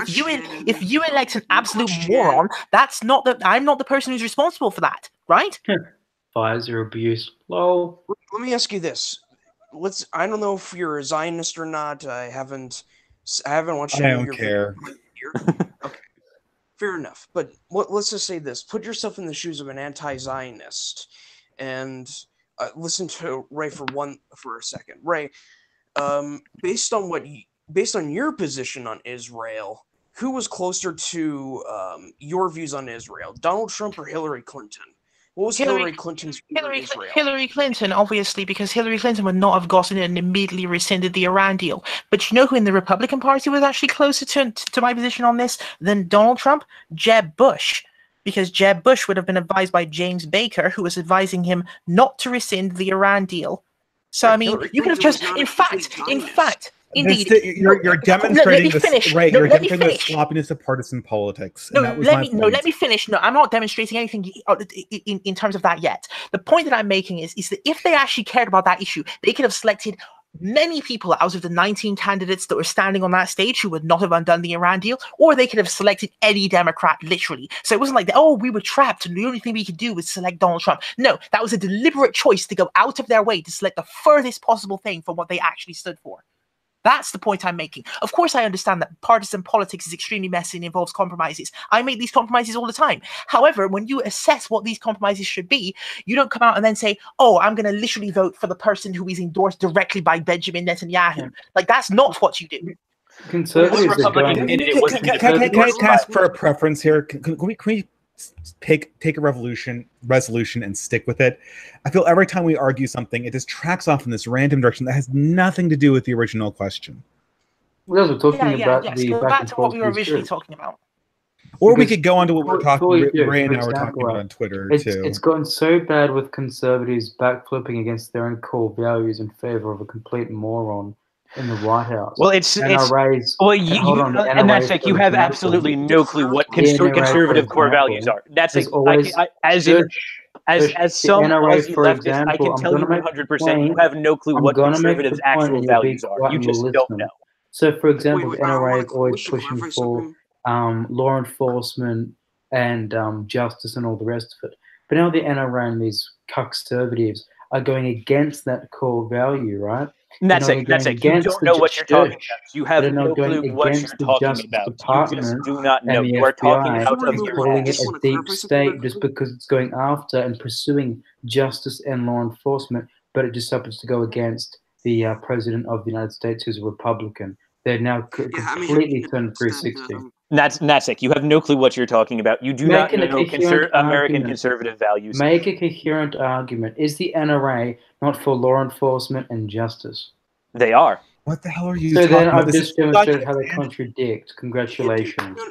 No, the FBI is not the embodiment of justice. The CIA is not the embodiment of justice. They are a single agency made of men that can't be corrupted. And the DOJ is concurrently pursuing justice, as is their mandate. No. They are pursuing a political vendetta against a president at the moment, not justice, quote unquote. With no evidence, but the fact is, though, is that Republicans, by and large, loved the FBI until they went after their favorite.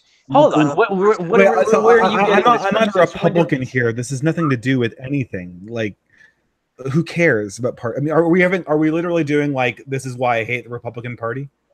No, I'm just saying that it's very hypocritical that the modern right in America used to be the people who praised people like the FBI, but as soon as they attacked their precious Donald Trump, I don't know this praise of the FBI of which you speak. I genuinely don't. I've never heard the FBI. Like, if you're talking about the election, both Twitter, they just bash the FBI all the time. They say the no. I get that they hate the FBI now, but where are you getting this notion that they loved the FBI beforehand? I've never observed that. Especially since Waco in the 90s, this was never a thing on the right. This is just a made-up thing.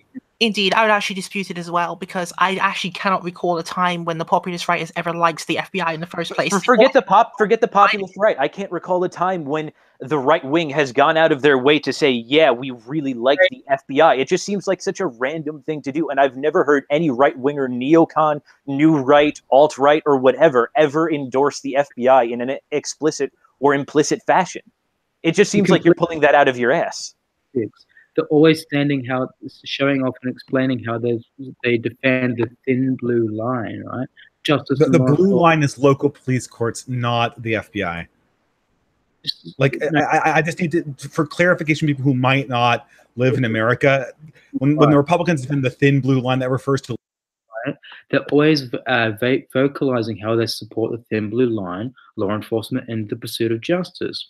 They're currently a conservative campaign against the FBI and Justice Department for pursuing those exact things. No, you claim they're pursuing justice, though. And again, this is a matter of opinion, so we're not going to agree on it. What you think the FBI is doing now, if you think it's justice or not, that's strictly a matter of opinion, because it's very much not clear. All that is clear, no, the one point that I'm going to make is that when we defend the ideal, when people on the right defend the ideal of justice and this idea of law enforcement and things like that, that idea is we defend the best approximation we have in realistic terms, because all of these agencies, police, FBI, CIA, what have you, are all made up of men who are corruptible. And if we think that the men in certain departments are corrupting the ideal of justice, then we're going to call them out. And right now, people on the right think that the ideal of justice is being corrupted by the FBI. So no, it isn't hypocritical. They think that justice is being corrupted through the FBI. The Office of the Inspector General for the Department of Justice, none. No corruption, none. The FBI and DOJ are pursuing their mandate of upholding justice. I get they have justice in their name, and that's what they claim to be doing. That doesn't mean they're actually doing it. Regulated by the Republican Party. It's the Republicans who control Congress. What do you think? What do you guys think Mueller is supposed to do? I'm pronouncing his name wrong, I know, but what is he supposed to do that he hasn't already done? What is he supposed to do? Honestly, he shouldn't have a job right now doing what he's doing. Yeah, no, he shouldn't. He should not be doing anything as of right now. Is what he should. Isn't he supposed to be the least biased individual that exists for this task? I don't know. Is he? He's a Republican. I mean, from looking at his. Yeah, not only is he a Republican in the first place, but obviously from reviewing his record going back to Vietnam, the idea would seem to emerge that Mueller is not a person who cares about partisan politics in the US. He is there for one reason, which is to hunt down, smell out Russia, and find it. That's the only reason he is there. Okay. But I don't. We jumped to Mueller and the FBI from whether or not it was rational to ban Jared Taylor but keep David Duke around. We have been bouncing conversational drift. Yeah, that a lot of that happens in this little session in particular, but in this whole series throughout. But so I clarify your point on Mueller exactly, because I'm still not quite getting it. Okay, yes, the way that people keep portraying Mueller from your side is that you all keep describing him as though he's some kind of partisan hack who is on some kind of hack mission, when I can't see the hackery actually going on here. Okay. It so happens that the reason that he's grabbed onto Trump's leg with his teeth might be because Trump actually has something wrong with him. No, that's I see. I want to clarify something. Distributist, you're muted. You might want to mute yourself. But anyway, sorry. I see the okay. So I see the points you're making now. Okay, so you can hear me now? Yeah, you're unmuted now. Okay. I mean, we've really changed topics. I have no idea why we're talking about this, truth be told. It just seems like we're going into like general like complaint about Republican mode. I mean, like I didn't vote for Trump. I'm glad that you guys are super worried about like Russia, like that left's finally worried about this. And right? obstruction of justice by Trump. Also, I want to do something unprecedented here as well. This guy in the chat, Duragoon01, can someone give him the link, let him come in here, and then let him say what he's going to say directly? Maybe seriously, I think it might be the first time anyone's ever done this on a stream, but offer that opportunity and see what happens. I'm not comfortable giving out links to randos, quite frankly. But yeah, that's not a good idea. If you put that link in the chat, you're inviting. Well, no, I'd trouble. I'd find some way to contact him personally, but even so, no, my issue with the whole Mueller thing, I think yes, sometimes he's portrayed as this partisan hack, and I do think that's wrong in some instances. But I think that's more a reflex from the right than an actual argument. But the larger point is that his whole position, it's not that he himself should be out of a job, that he himself is doing something inherently wrong. Rather, the thing that he is, the whole point of his job is pointless because there was very little to go on in the first place, and it's just not worth the time and the taxpayer money, quite frankly. False. No. But the evidence already publicly available, thanks to Mueller, he's exposed over 85 Russian officials and Russian intelligence operatives talking to high campaign officials of the Trump team and in transition team. Over 26 Russians have been shushed. Over 26 Russians in the United over States. 26 Russians. Shut up. Over 26 Russians have been indicted already. And indeed, several courts have already agreed with appointing Mueller and have shown that Mueller's actually got a case against several people in the Trump team and even transition team with patina, for example, right? So they keep saying, I'm waiting for him to actually make it. Yeah, they're out there. I have read them. It's not a lack of reading. It's a lack of 26 Russians indicted, 85 plus Russians officials and intelligence operatives exposed. Russians have spies. Imagine my shock. That's not the. Yeah, but isn't this unprecedented? Talking to the campaign team for Trump. And the Saudis have people talk. I do have one question. Isn't this unprecedented?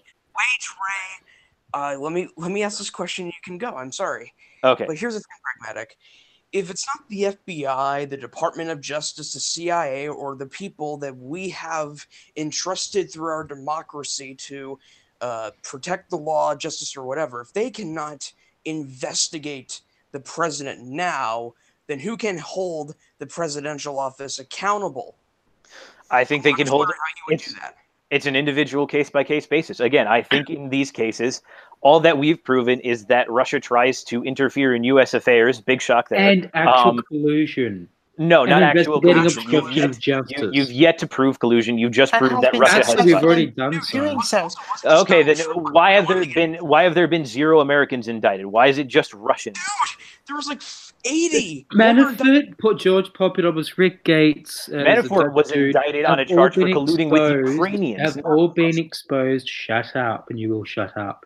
Have all been exposed with lying to the FBI about their contacts with Russian officials and intelligence operatives during the team, right? Trump's lawyer and his son, shut up. And Ukrainians. Trump's lawyer and his son, Trump's son and his lawyer, independent of one another, confirmed Trump knew about the meeting in the tower, right? And we know from the Judiciary Committee, decided that nothing came out of it. Committee that they talked about things in violation of the Correspondence Act that prevents non-officials talking to foreign governments about the activities of such, right? And also possibly the Logan Act, right? So yeah, I know you have all these acts that these people could potentially be indicted on. But is Trump Jr. indicted? That's the ongoing investigation. That's the ongoing thing. Since you don't know how investigations work, since you don't know how investigations work, no. I understand they're going on. I understand it's happening. They have not brought up. They'll charge people with less. And get them whose stream is this? I curiosity. No, will you be quiet? I know. They get. I know. I enjoy being up to the moderator. And that is actively what's going on. It's okay. I have a very thick skin. Hence, why each indictment against Manafort and update thereof actually reflects more information about actual collusion. Oh, what a shock! You have. I can understand why right-wingers would be offended by the idea that their entire movement's been hijacked by Russia, but keep in mind, it's not just the right. I'm just going to interject this very quickly, but keep in mind the Bernie Sanders campaign also colluded with the Russian intelligence. Okay, so Bernie Sanders' foreign policy views were literally procured by a fucking communist who supported the Viet Cong. So, can I ask you a question? Like, what do you want me to do about this? Like, literally, is this like, okay, well, like, I guess we have this collusion scandal or something like that. That's right? what the FBI and DOJ investigate. But they're investigating it. Okay, so they'll investigate it, and we'll see after they investigate. So the NRA and other conservative bodies challenging them on this is obstructing justice. It's disgusting. It's irrelevant. It's from supporting the thin blue line to then thin blue line refers to thin blue line. Do not know what the thin blue line refers to. It's disgusting. And these bodies, I'm going to point to even the extremes. Say, for example, if Mueller comes out that Trump and his family and whatnot have done horrible crimes, like shit that even you guys would fucking be flipped on, right? And it turns out the guys in the GOP, like Nunes, vote down a motion for impeachment. Those guys in Congress, those GOP guys, should be publicly executed for treason. No, if people can we actually talk about ideas? I'm so bored of this. Further obstruction of justice. No, voting. Not all I've heard is emotion. If Trump killed someone, if Trump put a bullet, say if that was the case, right? Something really fucked up, right? Just forget about the whole collusion and all the rest of it. If he put a bullet, his own fucking gun, his own hand, put a bullet in someone's head, right? Impeachable. What the fuck? And then all of a sudden, like proper execution, you know, not self-defense, right? Actual killed someone, murdered someone, cold blood. Sure. And Congress went into impeach. The GOP that voted that down should be executed, all of them. No.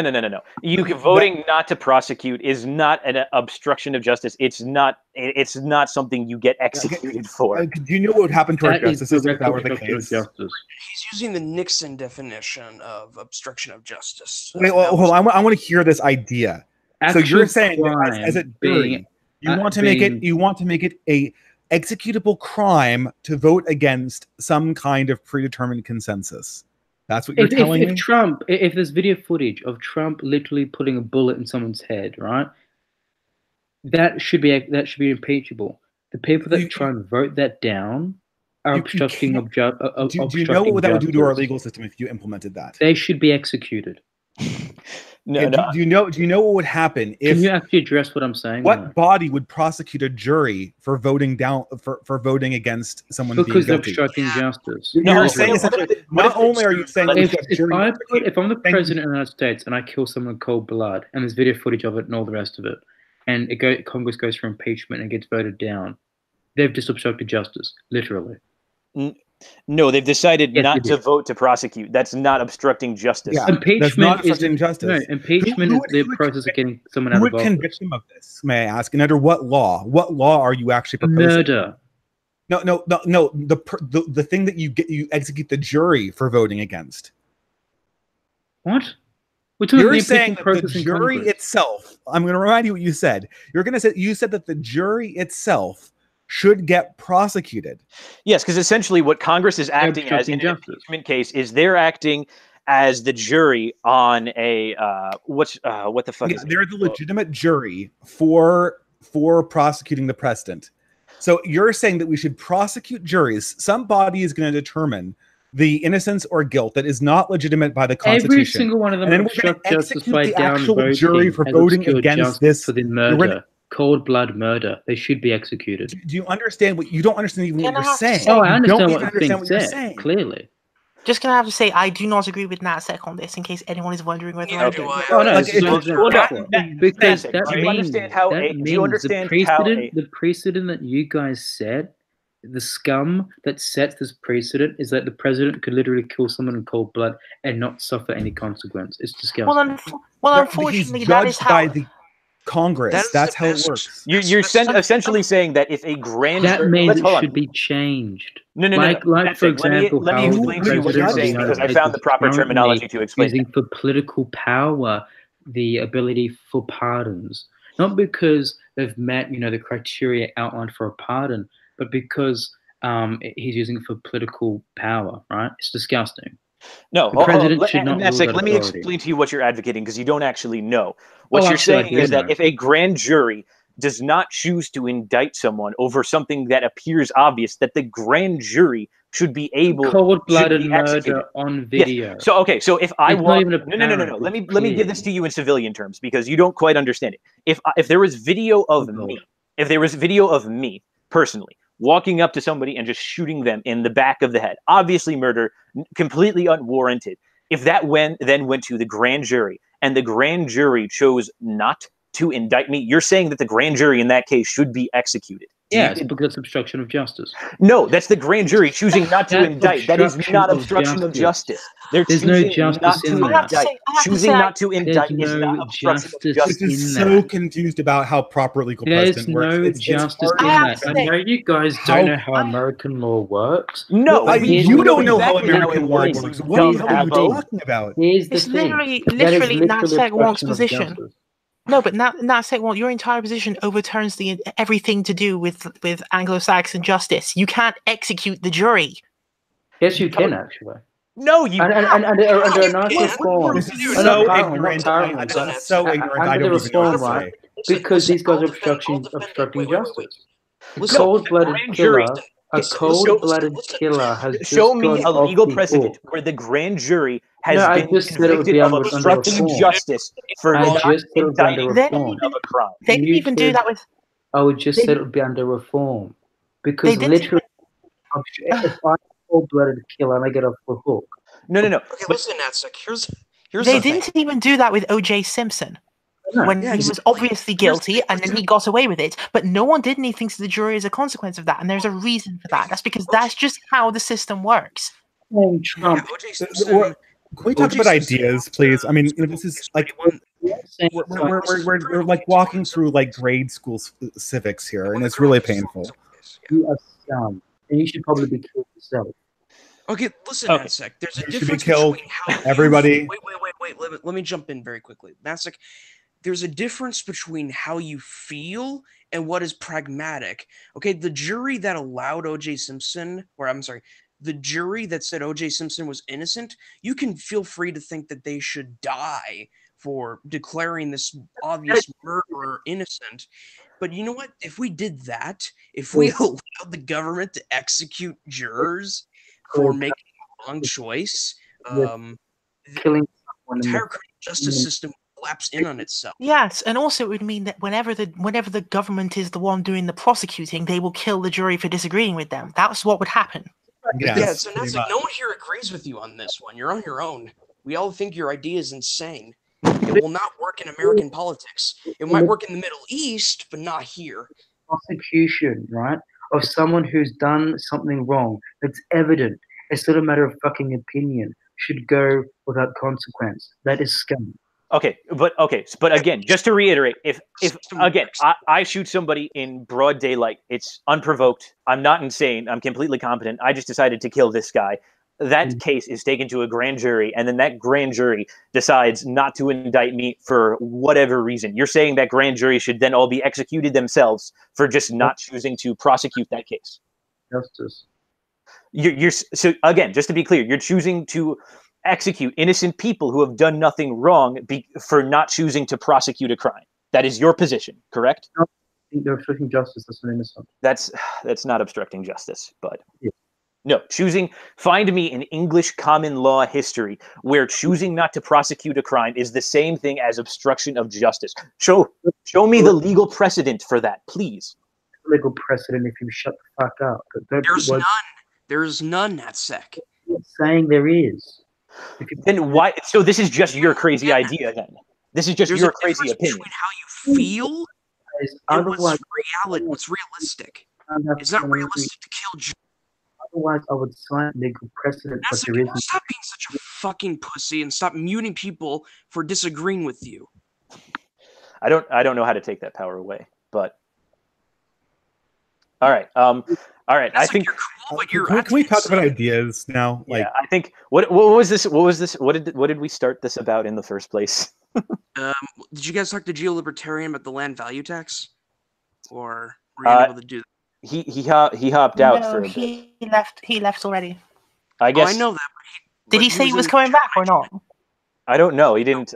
As far as I know, he didn't say anything in the group chat either. I don't know if he was trying to jump in and we just spoke over him, or maybe something was going on. But no, he didn't say anything. It's just that he was already tired when he came in. On the chat, I'll read it. I'll read his messages. He said, "All right, I really can't go further. It's 5 a.m. where I live, and I actually cannot operate my brain anymore. Pride, thanks for having me on. I'm sorry I didn't contribute much. I thought I could power through, but I really can't." So yeah, so he was tired from the start. So I think we just took too long to get to the topic he would have talked about. Yeah, that was the reason why I actually didn't join. I was actually trying to sleep, but then I decided to chime in. I was like, "Oh wow, this is fun!" So I decided to chime in. Yeah, but it's gonna have to be a part 5 now because of this. Yes. Well, I'm happy with continuing this, but should we end it here just because we've gone so far astray at this point? No, we can do more. I don't know. I mean, can we get to ideas? We talked all about gossip, and we've talked nothing about ideas. Okay. Well, isn't that kind of? I mean, like, presumably we want to talk about ideas, right? Yeah. All right. What was that? Is something interesting because I did want to hear. Ray, you and the Distributist were having a conversation prior to this stream before I invited him regarding I wasn't getting the exact gist of the conversation. So it started out as a conversation about immigration, I think, and then it somehow ended up a conversation about the Rotherham crisis. Is that what you're referring to? You asserted that you didn't think the type of racial politics that currently exists in the United States could exist in Britain, and I thought it could. Oh, and yes, that's how we got there. And I think you and what's his name, David Cedarwood, was citing Rotherham as an example of this phenomenon actually occurring in front of me. Well, it's an example of how racial politics that are similar to the United States are playing out in Britain, and it's likely that Britain will continue along the trajectory of the United States. And I was claiming that Rotherham is not an example of that form of racial politics because the way in which Rotherham occurred was not a case of sort of, white authority groups deciding that they were going to give a bunch of people a pass to do something. Rather, it was the other way around, that the group that was the ethnic group from which the perpetrators came had taken over various parts of the local government and were thus using nepotistic means to cover for actions which were occurring. Which is the reverse. It doesn't. That's just a detail. There's places in the United States where that occurs as well. right? You can look at Kwame Kilpatrick in Detroit. He did very similar things. That doesn't mean it's actually very similar to the American experience, to be quite honest. Yeah. Okay. I think the case could be made that there are certainly parts of local and state governments even that have been largely taken over by, to give the most prominent example, Hispanic politicians pushing their certain ideology. But the question here is, do they then use the position which they're in to conduct a wide-ranging 13-year-long cover-up of a massive crime spree that is occurring under their very noses? Yeah, that sounds very similar to what Kwame Kilpatrick did. Okay, what were the crimes that were being committed then? Well, he himself was involved in a series of gang and mafioso-related violence, and he appeared to be covering for friends as well, in addition to just generally covering up a variety of corruption done by his own cronies. And of course, because this is Detroit, this all had a huge racial tint to it. Oh, so what racial group are we talking about then? African Americans. Okay. I mean, we could haggle over the details, but the details isn't where this is interesting. It has nothing to do with the details. So you're just saying, oh, well, that would explain why people were being so vague in the way that they were presenting this thing to me. Because I was thinking, well, how do we jump from a conversation in which we're talking about, what was it, 87% white Britain, 10% Asian, 1.5% Afro-Caribbean, and 1.5% African. And I was thinking, how do you jump from there to the mere existence of this demographic makeup produces Rotherham? Because there are a lot of ways to prevent Rotherham from happening. The question is there a racial concept in the United States that is going to be in play in Rotherham that is not going to be in play, or that's going to be that is in play in America that can't come to Britain? And the answer is no. We can expect Sarah Jeong style politics to come to Britain, where the demographics become a little bit more. Well, Sarah Jeong's politics is totally different from the thing that we're describing, though, right? Like, whatever it is that you just described African Americans as doing, or what was described as happening at Rotherham, is completely different when you put it in the hands of someone like Sarah Jeong or myself, for example. Because obviously we're not going to create. That's not what the question. The question is nepotistic structure to cover up sexual assaults. Like, we're not known for doing this, right? Oh no, we do have examples, and there was testimony given on Rotherham. The reason why people were failing to report this is they were afraid of being called racist, which demonstrates that it's the same. That was people trying to explain their incompetence post hoc. Oh no, because the actual reports. I guess we could just not believe the testimony they gave. Right? Well, I mean, there were two different. No, what I'm saying is that there were two different kinds of testimony that were given. First off, they were saying that the police would show up and then they would make all kinds of classist and sexist excuses for why they didn't want to actually pursue the claims that were being made. And then afterwards, when it became really, really big and everyone was asking what's the real reason, then the first thing they did was turn around and blame it. Oh, political correctness. I felt like we couldn't actually talk about this issue. So which one of these explanations is the true and correct one? I mean, to me, it looks like the real correct one was the fact that they were being classist and sexist toward white girls in the working class, and not that they were actually somehow afraid of Muslim men. So here's the thing, right? Like, perhaps all of the testimony we have is lies, and perhaps you really know. No. Let me finish. Perhaps you can peer into the souls of these people and see what they really want to do. It's their own words. It's not. We have their own words, and they said that they were afraid of being called racist. Okay, so why do we have two sets of their own words? We have first off, we have their words under pressure, where they're claiming that it's because of race, and then there's their other own words in which everyone else says that what they were doing was they were essentially deliberately discriminating against working class white girls, and it's not that they were actually afraid of Muslim men. No, we have a variety of testimony. I don't know what you're talking about, but we have two. So you never heard any testimony in which someone alleged that they were actually discriminating deliberately against white working class girls because they were poor and were seen as being not worth. We have testimony that they were afraid. We have testimony that they were afraid of being accused of being racist. That's what we have testimony of. Now, maybe your statement was that you knew for a fact that this was not racism. Yeah. And you knew for a fact that, you also said you knew for a fact that this meant that PC culture couldn't come to England. And we don't just have Rotherham, we have a variety. The same I was saying that professors. PC culture was not responsible for creating the Rotherham situation. Rotherham situation was created by people allowing these nepotistic structures to form in the first place. And then secondly, because police and officials involved decided that they did not want to believe the complaints that were brought to them, or that the persons who were complaining about it were some kind of lower form of life, and therefore their claims did not count for anything.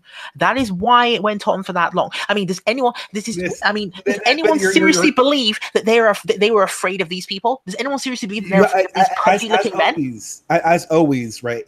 You have a bunch of emotion and a bunch of details. This is not about emotion. This is about facts. The facts are that this is what was actually said. So you're saying that we do not have any reliable testimony from anybody that they were afraid of political correctness? That's frankly in contravention to what we have as fact. What you're saying is that yes, we have one set of facts, and you have a different set of facts. Because we have a mixture of testimony from a variety of different people, that this was a combination of class discrimination and fear of PC. That the existence of the class discrimination means that the fear of PC can be completely discounted from this conversation, and that's insane. Again, we're distant. Also, we're in this mode. The thing about this, which I also wonder about the populace, right, is why do any of you even disagree with me on this? It's almost like I can take every single person from Mirpur or from Azad Kashmir and drag them directly under a bus, and you guys are still not satisfied. How far under the bus would you like me to put them? Well, hold on. Now you're saying, look, Ray, we're talking about what is likely to happen in the United Kingdom. Whether attitudes like that of Sarah Jeong could be importable into the mainstream in the United Kingdom, and obviously they can. Yeah, there are already people who are teaching this in universities. That's going to happen. Okay, so what attitude do you think that Sarah Jeong has? I need to remind you what you argued on Twitter. You said that this could not happen in Britain. And that is manifestly false. You hire professors that say this. Tell me what it is that they're saying. What precisely? Sarah Jeong essentially said that you can't be racist against people who are white. She's saying because you can't be racist against people who are white, it's perfectly fine for her to go on what could only be described as hateful screeds and still get hired at the New York Times. I know there are professors who say this in the UK. They've hired Jessica Valenti at The Guardian, and she believes that. She said this in tweets, if not in actual articles. So this position is manifestly false, and it's obviously not true. Okay, so you believe there's a double standard being applied in the UK somehow? No. I'm saying that the double standards that are more obviously on display in America have all likelihood in the future to come to the United Kingdom, because we're seeing the same patterns play out there as we're seeing play out here. Right, and I said the reason that the same pattern is not going to play out here as it plays out there is because ethnic minorities in the United Kingdom have a different relationship to the native people than is occurring in the United States. And there are three fundamental reasons for why that is so. The first off is because in the United States, it's kind of like a free-for-all, because every single person in the United States is a descendant of an immigrant at some point. Whereas in the case of the United Kingdom, there's clearly an ethnic group that actually is from this country. And so it would kind of require a little bit of front to tell British people that they're not supposed to be in the country which they actually come from. So there is that factor. We don't have enough front. We don't have enough front to actually be able to say this to them, because they are obviously the ethnic people who come from these isles. So we can't tell them they're not allowed to be here because this is where they're from. But that sentiment is in fact being dispersed amongst the native population of England, not only England but Europe. Have you ever encountered a single person in actual physical reality who has behaved this way? Because in the time that I've been, let me actually finish. In the time that I've been here, which has been about 11 years, right? I have not encountered a single person. And bear in mind, I live in the middle of a town which is something like 60% non-European. Okay, I have not encountered a single person of color who has expressed to me in a conversation anything about British people not having a legitimacy in this country, because everybody knows that this is Britain and it's called that for a reason. I'm not saying that I've had British people express to me that there should be no inherent belief that the country is Anglo-Saxon or has any right to remain as such. We have who is it that said that to you? Who is it that said that to you? That could not have been a person of color that said that, because that would make no sense. It doesn't matter if it's not a person of color, though. Okay, so you managed to find you managed to find some kind of white cuck who was able to express this to you, and this is proof not just a cuck, the whole BBC, for Christ's sake. There's a professor who frequently goes on the BBC who says that the British Parliament and its royal family is an expression of white supremacy, and that everything in every institution in Britain, in every native cultural institution they have, is an expression of white supremacy. That guy was like, it is possible to find white supremacy in the United Kingdom, obviously, but that doesn't mean that that is different from the argument which I am making, which is the idea that there's a difference between the United Kingdom and the United States, because in the United States you can actually say, well, why are white people in the United States at all? Whereas you cannot ask that question in the UK, meaning that there is an actual big difference between conversations that are had on race in this context. The other one, which is a difference between conversations had on race between the United Kingdom and the United States, is that in the United States, the experiences of Asian people in the United States are ones which are directly linked to indentured servitude, whereas Asian people who are living inside the United Kingdom came there by their own choice and was not a matter of trickery or coercion. This also affects a difference between the two groups. This is different. Make a single bit of difference. It's not going to make a single bit of difference. Okay, why does my testimony that it makes a significant difference not count for anything? I'm there in the middle of the community. I'm there in the middle of the community, so I know what I'm talking about. I lived in Britain too. Look, so it's just all we're doing is hearsay, right? Like, I think when they're tenuring professors that talk about the implicit white supremacy of native British institutions and native British culture, you can pretty much be assured that the same process is going to happen at Britain, despite the fact that we might imagine there being some respect that. I mean, when was the last time that the progressives were actually able to erect an argument against people claiming that they should fight white supremacy in the institution because there was some legitimate claim that the white people had to the land? Never. Distributors. No, why should no, hold on. Let me actually respond to that. And so, okay, why would you want to normalize white supremacy? Why would you want to normalize white supremacy, though? It's the question of what defines white supremacy. And there are already people who claim that all normative institutions that come out of white Britain are white supremacist. And this is why the same process that's played out in America is going to play out in Britain. It's been unstoppable on the left. It's been unstoppable in the American institutions and the universities. And they're tenuring the same people in British universities as they tenured in American universities in the early 2000s. So the same process is going to take place. So what you're saying is that because race relations in the UK are becoming comparable to race relations here in the US, the UK is going to bear witness to the trends we have been experiencing in the not so distant future. I would imagine, yes. What trends in particular are you referring to? Well, I mean, to large degree. I'm sorry, were you done? Go on. No, I apologize. I was just going to say, like, for example, the alt-right is already making their presence in the UK known. So some of these trends as a result of racial relations in the US basically being completely and utterly fucked. And that's just something that's naturally... and these things are bleeding across. That is why I also said in the Twitter thread...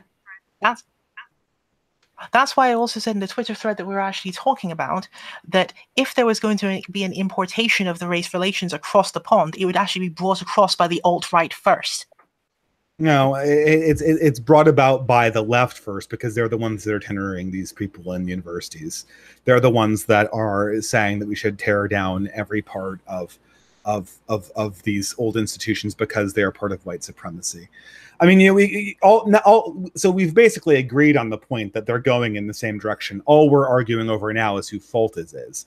But that was my contention was purely one of prediction, and we've agreed to that now. What I'm saying is that if we are going to go in that direction, and it hasn't actually happened yet, then the people who are going to be dragging us in that direction will not be the left causing this. For example, left already is dragging in this direction. some. Yeah, I'd say there's a some case stuff, that it's already happening there. There is some stuff that I've seen, for example, that is kind of weird in light of 2016 that I had not seen before the rise of the alt-right in the United States. In other words, this stuff is bleeding across through social media, in which every single time this stuff happens, you kind of look at it and think, well, this doesn't even sit well in this society because it's not describing. I know, right? You're agreeing with me. We're just talking about who to blame it on now.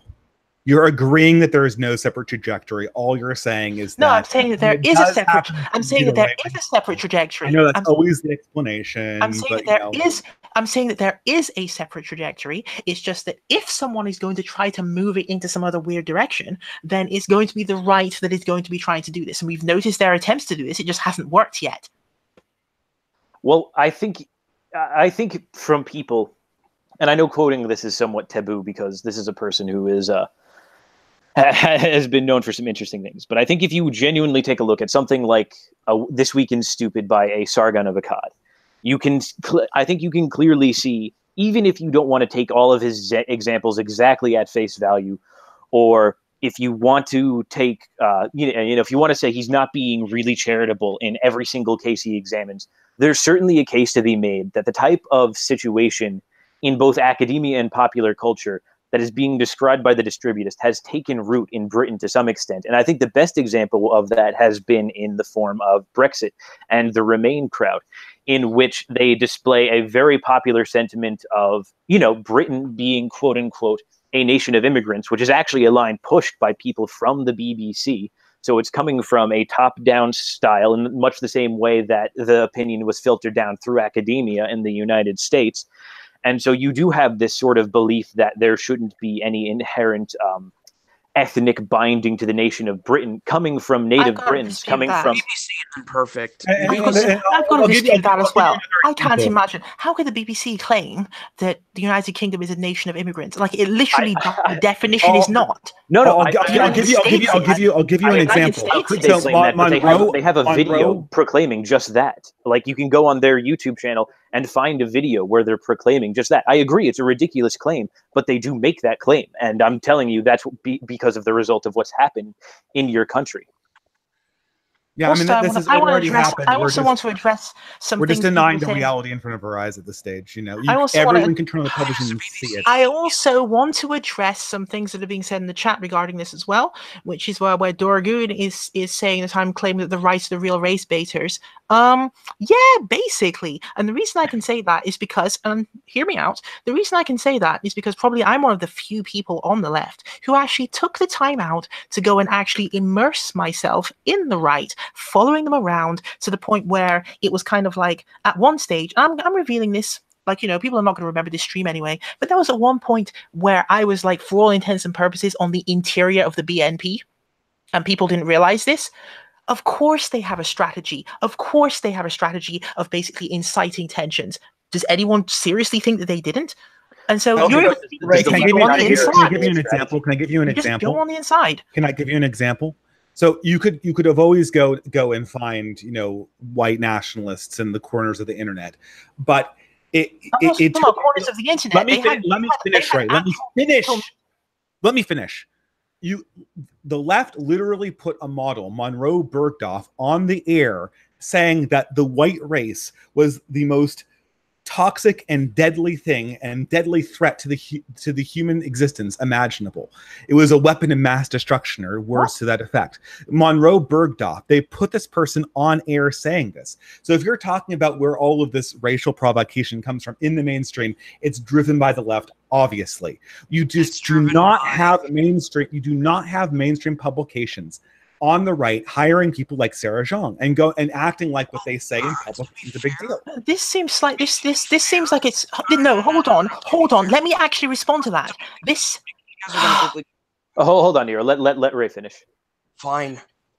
Okay, this seems to be like tit for tat here, given that the same organizations you're describing are the people who kept repeatedly bringing on Nigel Farage to say what he wanted to say on every single network constantly for years. And not only that, they would also bring on figures from the British National Party and essentially circulate them through the network for years and years and years. So I understand, like, you can have people air these opinions in different places if you want, but that doesn't constitute them endorsing them. It doesn't mean they endorse them.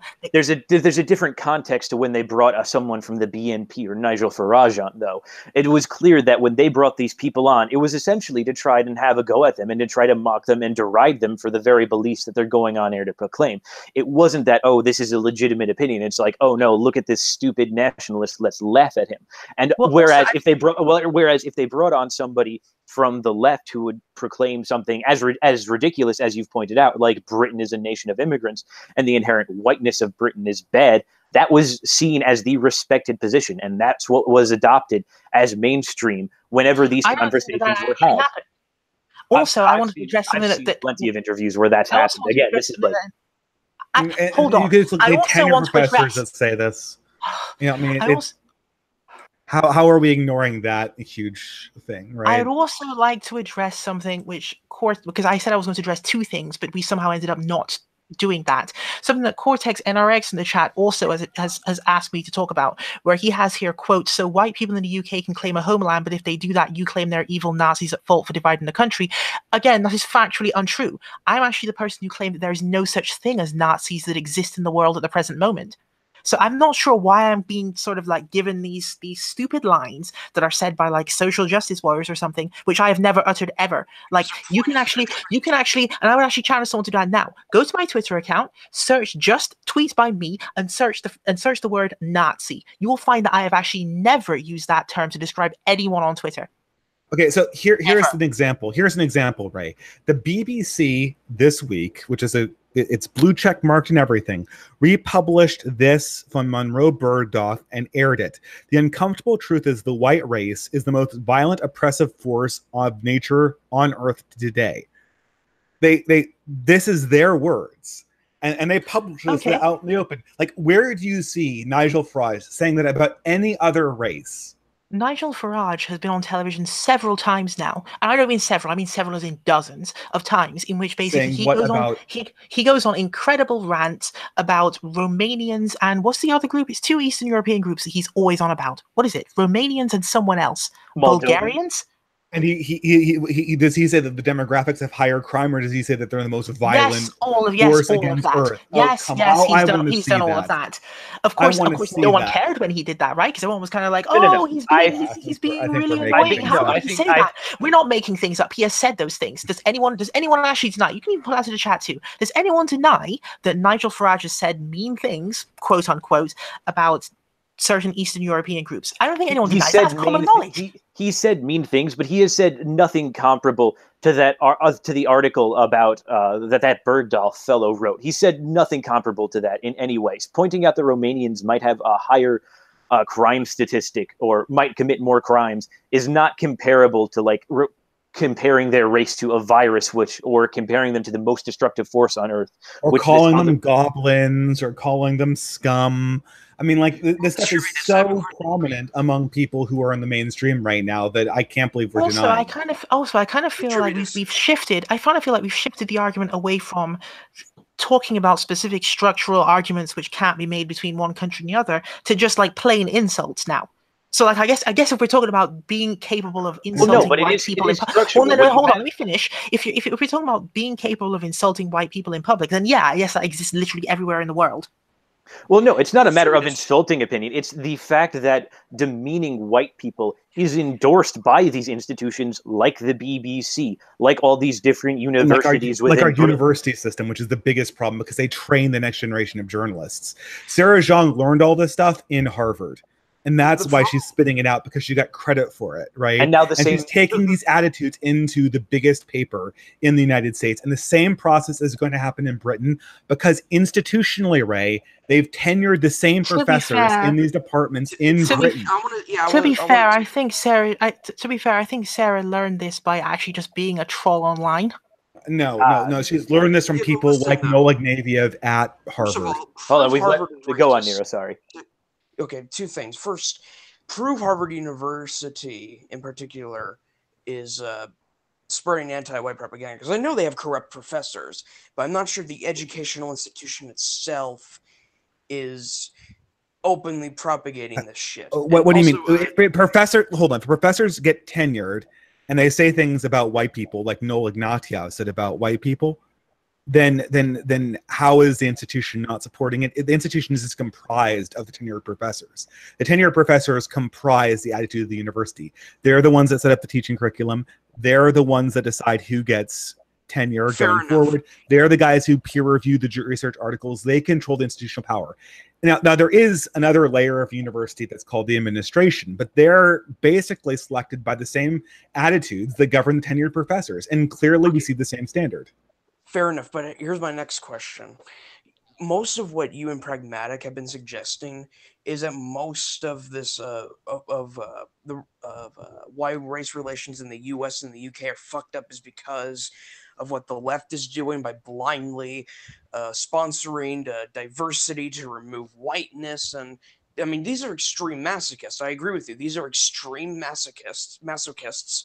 It's also not happening. And they get positions in top institutions. They're not fringe. They're not fringe. Let me ask you this, though. Can we also blame, to some extent, the right, since it's right-wingers like Merkel? Oh, are you not merciful? Merkel, can you clarify who that is? What's Merkel? Merkel, the prime minister of Germany. Chancellor. Oh, calm the fuck on. Look. There wasn't a single right-winger that supported Merkel's decision to import immigrants, and there was barely any left that didn't support her. She did it for right-wing reasons, though. No, that's just equivocating bullshit, and you know it's equivocating bullshit. Democratic Union, right? No, it's bullshit. I mean, now we're just playing games. Merkel is not the right. When I say the right wing, I don't mean globalist internationalist people who want unfettered immigration like Merkel. Who supported open borders, practically speaking. I don't mean any of them. I'm talking about people who were culturally right wing, and the anti-immigration position everywhere in the West has almost uniformly. I've watched the anti-immigration movement. I've been to political events. Do you know how many leftists are in political events against immigration? Do you think they're thick on the ground? They're almost uniformly right-wingers. So if there's no way you're going to try to blame the right wing for loose immigration policies. That is bullshit. That is an epic piece of bullshit. For the sake of promoting the upper classes, better the promotion of immigration. So okay, take it up with the cuck service, because you're not talking about me. Okay, give us all the gold star and take it up with the conservatives who actually did this stuff. It's not me. The people who opposed immigration were on the right. Okay, do you acknowledge in the West? I need to ask you a question. I need to ask you a question. No, what I'm saying is that the left and the right, especially their political parties and their intellectuals who promote this bullshit for the sake of either economic success, or out of racial self-hatred, both the left and the right are to blame for why race relations in the US and the UK, respectively, are completely and utterly fucked. It's because their policies... And part of this is due to high immigration rates? Yes. Okay, so do you acknowledge that the people trying to decrease immigration rates were overwhelmingly from the hard right? Yes, but also the people... I want to hear that. I want to hear that acknowledgement from him. I want to acknowledge the reality that is obvious. Do you acknowledge that the lobbying forces for hard restrictions on immigration were overwhelmingly hard right and populist right? The same types of people who... Yes, you do. Yes, okay. And now we immediately see what has happened here, right? And it was there are two groups who will be called right wing. Please don't talk over me. People will call right wing. You're essentially trying. Please don't talk over me. There were two groups who are calling right wing, and you're essentially trying to use one group to indict the other. But this has anything to do with me. If you want race relations to... That's like, what do you want to say? What do you want to say? I didn't mute anyone. What the fuck? Hold on. Wait, please don't. You muted the distributist, and I don't think he knows that. I didn't mute him. No, not you, Natsec. Nero. I think. Okay, so someone muted me. So what was the last thing people heard there? If you want good race relations or something, if you want race relations, you're gonna have to. I think we acknowledge that you have to decrease immigration, and by saying that, what we're acknowledging is that the main platform of the far right, the distant right, and the populist right, their number one issue is essentially correct.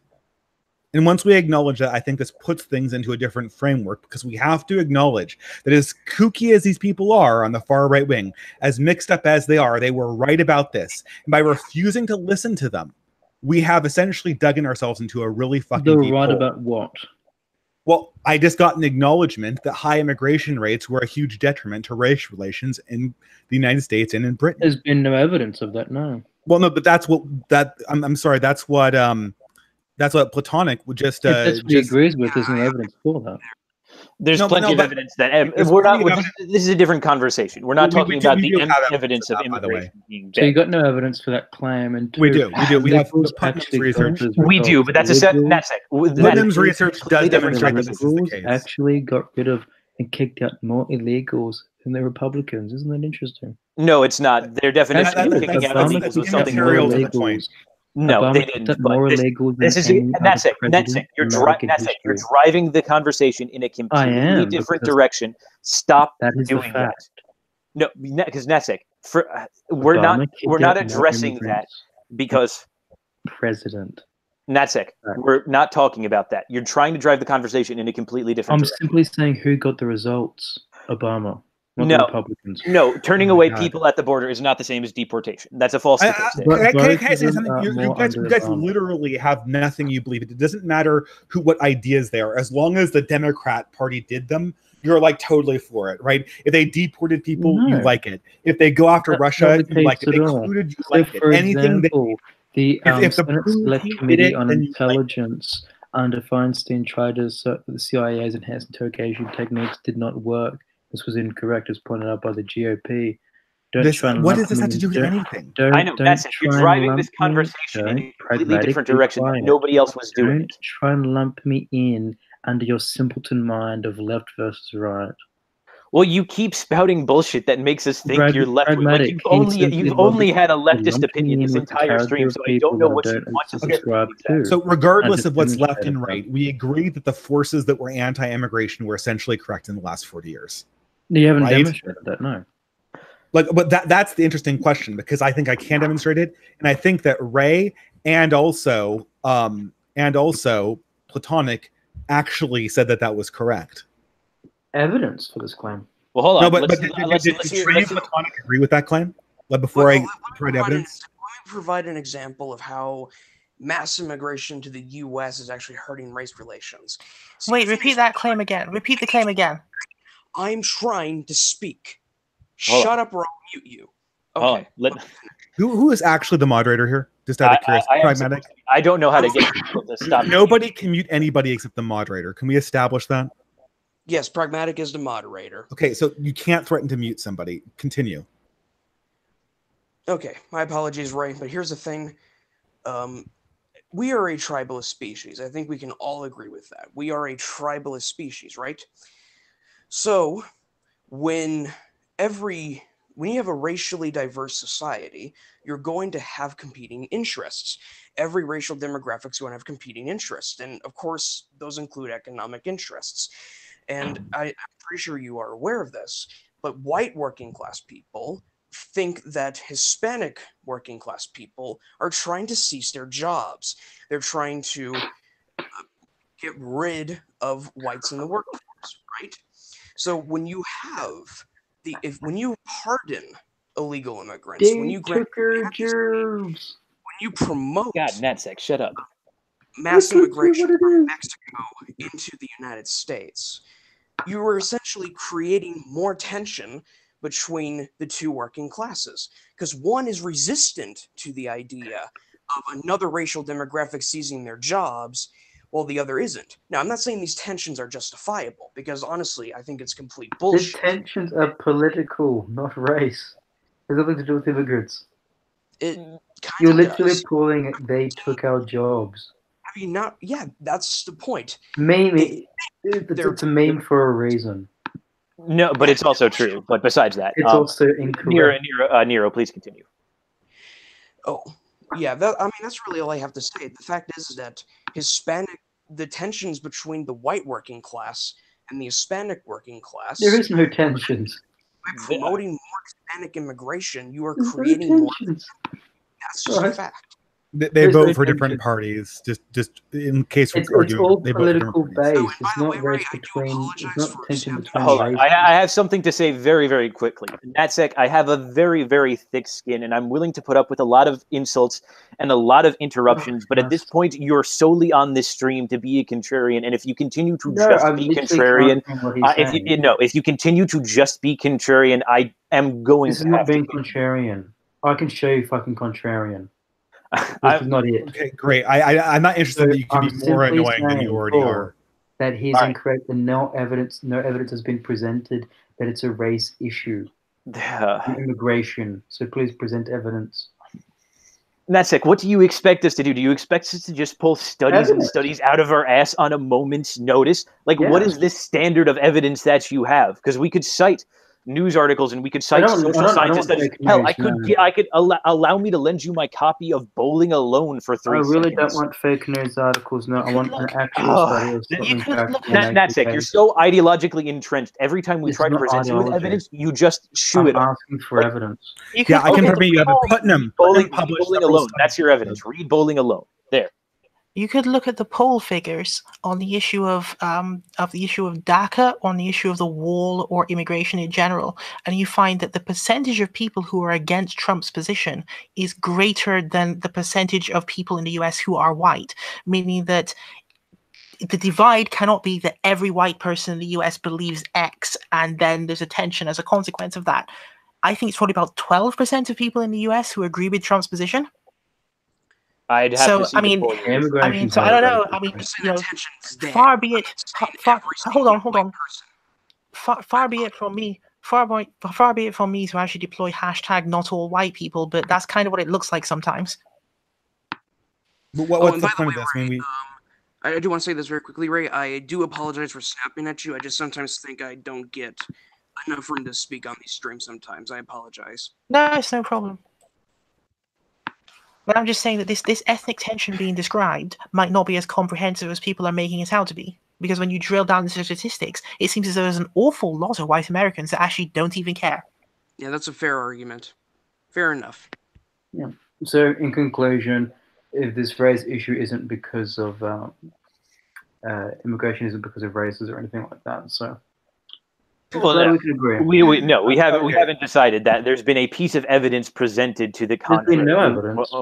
Yeah, there is. We both cited Putnam, and that's been replicated. There's been no evidence. Like I agree. Like I would agree that like Putnam is not incorrect. Hold on, I agree that Putnam is not incorrect, and that the issues that are described in terms of this multi-ethnic problem, which can hypothetically occur, is not incorrect. What I'm saying is that in the specific instance of this manifestation post 2016 with Trump, it appears as though it is not a comprehensive across-the-board thing. It appears to be particular districts in the US which support Trump who believe these things. Well, can I ask a question? Like, Platonic, is it Platonic? It's Nero. His name is Nero. So you're on the left? No, I consider myself to be on the center, as the Natsec Want does. So I consider myself to be a, what do you call a centrist? Okay, but you're against mass immigration? Right. I'm against mass immigration, and I also tend to be right-wing on the subject of race relations itself. To me, that just makes you... a lot of other issues. Well, so am I, but to me, that just makes you a variant of a far-right personality, I guess. I mean, I'm saying that as like welcome to the fold, brother, because to my opinion, right, once you acknowledge that understanding of how group dynamics works, you're basically on the right, and you will come to right-wing conclusions eventually. Wouldn't that also make me on the right then? Well, in a sense, Ray, you're so far right, you're left. That's how that works. Yeah. That's my. I can't take credit for that line. My friend came up with that, but I love to use it all the time.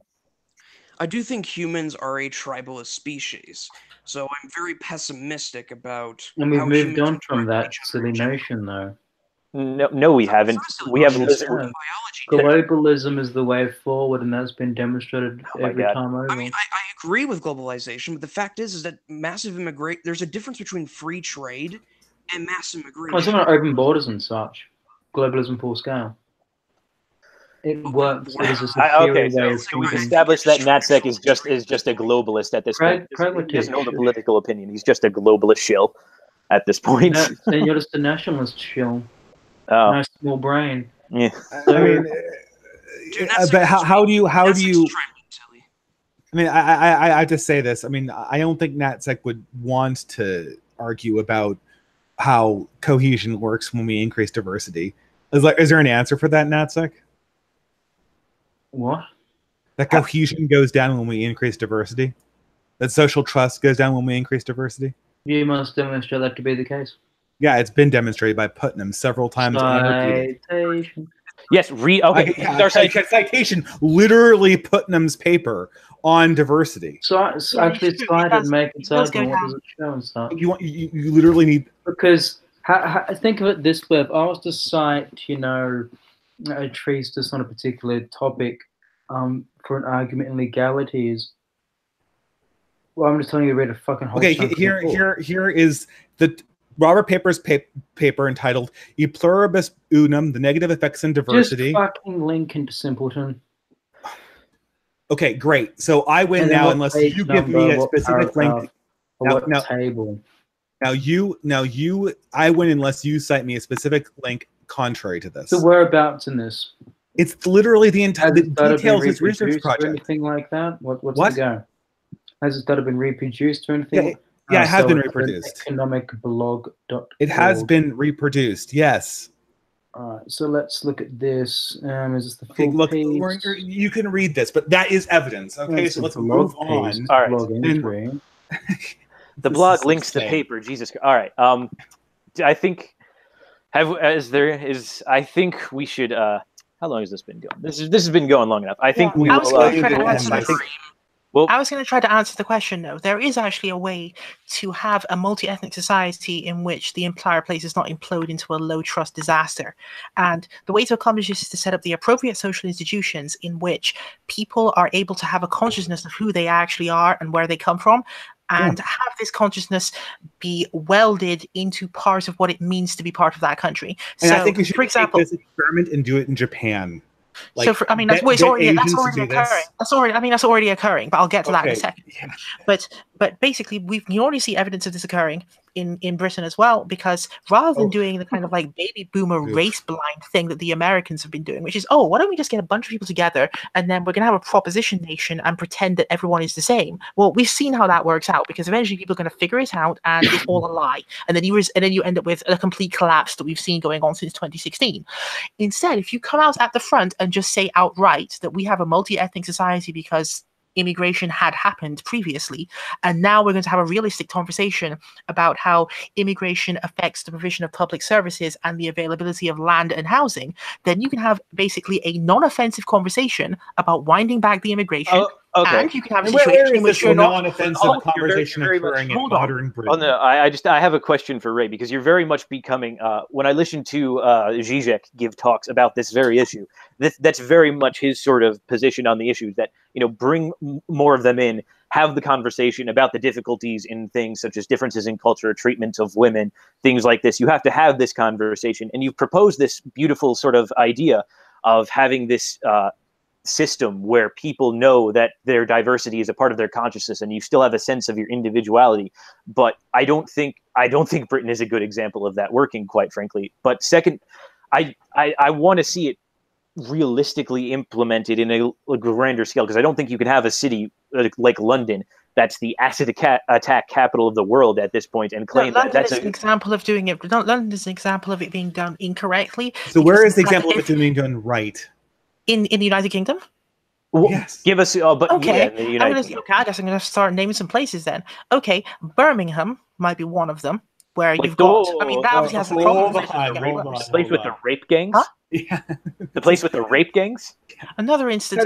You're asking me for a list. You're asking me for a list here, right? So I can give more. Leicester is no. You can, but you started off with a place notorious for having rape gangs, and that's going to make me doubt the rest of your case somewhat. Okay,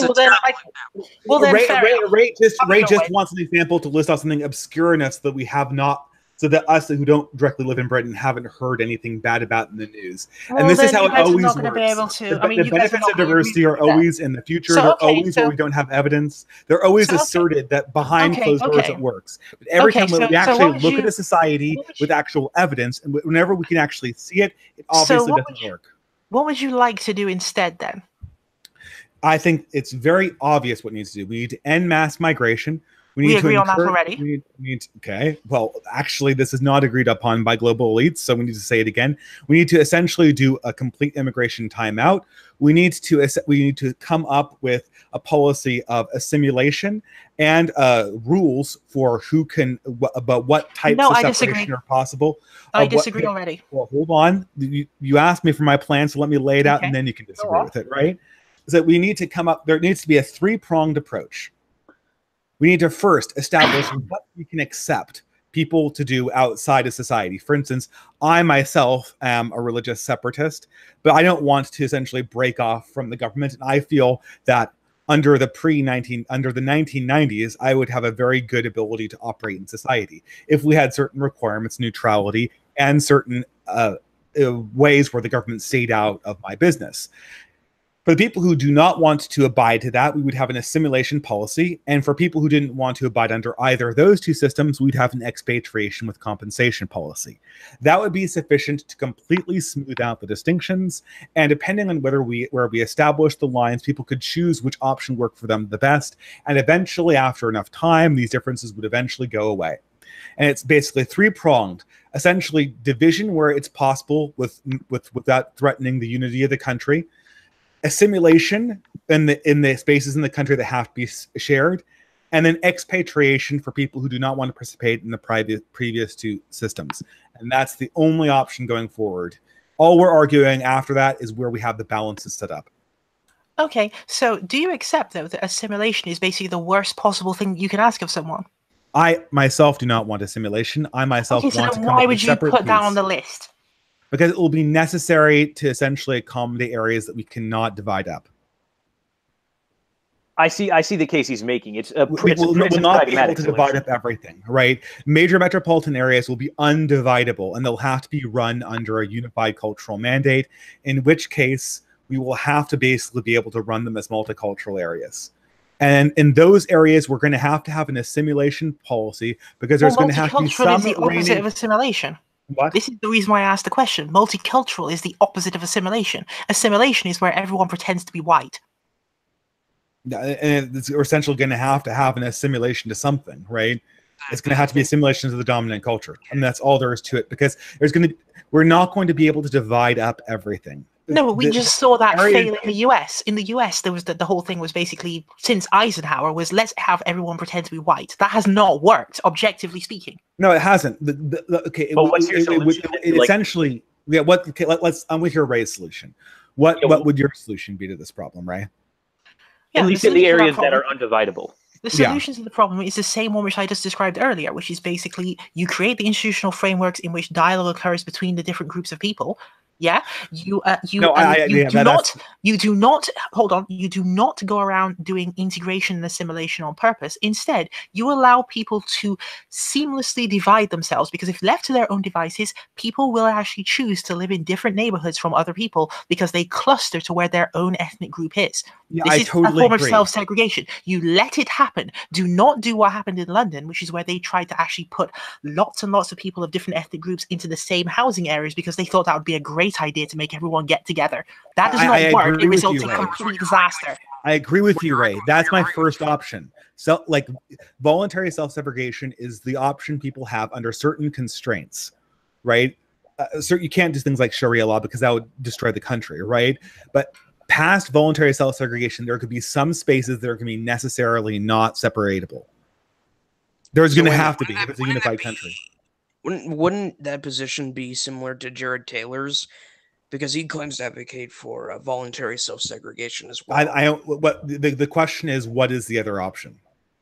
Right. The other option is forced integration.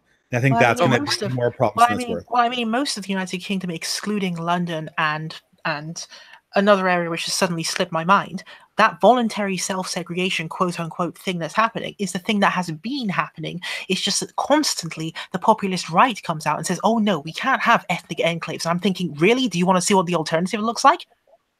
No, we need to, the thing that needs to be communicated is that there's to be no further people coming into the country. The ethnic enclaves are going to have to come to terms with a permanent arrangement with the host culture.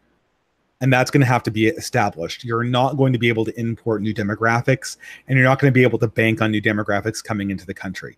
Once that's established, I think the voluntary separation is going to be, it's going to still be an option, and it's the one option that I like, but it's not going to be an option that's going to metastasize indefinitely. So wait, so can I ask Nero, what is your option? Forcible integration? What do you mean? What are you asking me? You're saying you don't like the idea that people can voluntarily self-segregate. Didn't you say that? I didn't say that. I just said that that's a position similar to Jared Taylor's. That I mean, I don't care who else has it, but it seems I haven't heard an alternative. It's interesting that the guy you're referencing before, he says his research has been twisted by racists. I find that quite funny. Irrelevant. Okay. Very relevant, actually. Okay, no, not but anyway, it's not relevant. You can look at the numbers. Look at the numbers. Yeah, he says. So okay. Go on, distributors. Yeah. So look, I think me and Ray, it sounds like we disagree, but we really don't. We think that voluntary self-segregation is a great option. I think it's going to be necessary, and I think that you're going to have to have some. You're going to have spaces. They're necessarily going to have to be monopolar inside a cohesive society. And that's going to have to be run by one culture. And in that space, we need to have a culture of assimilation.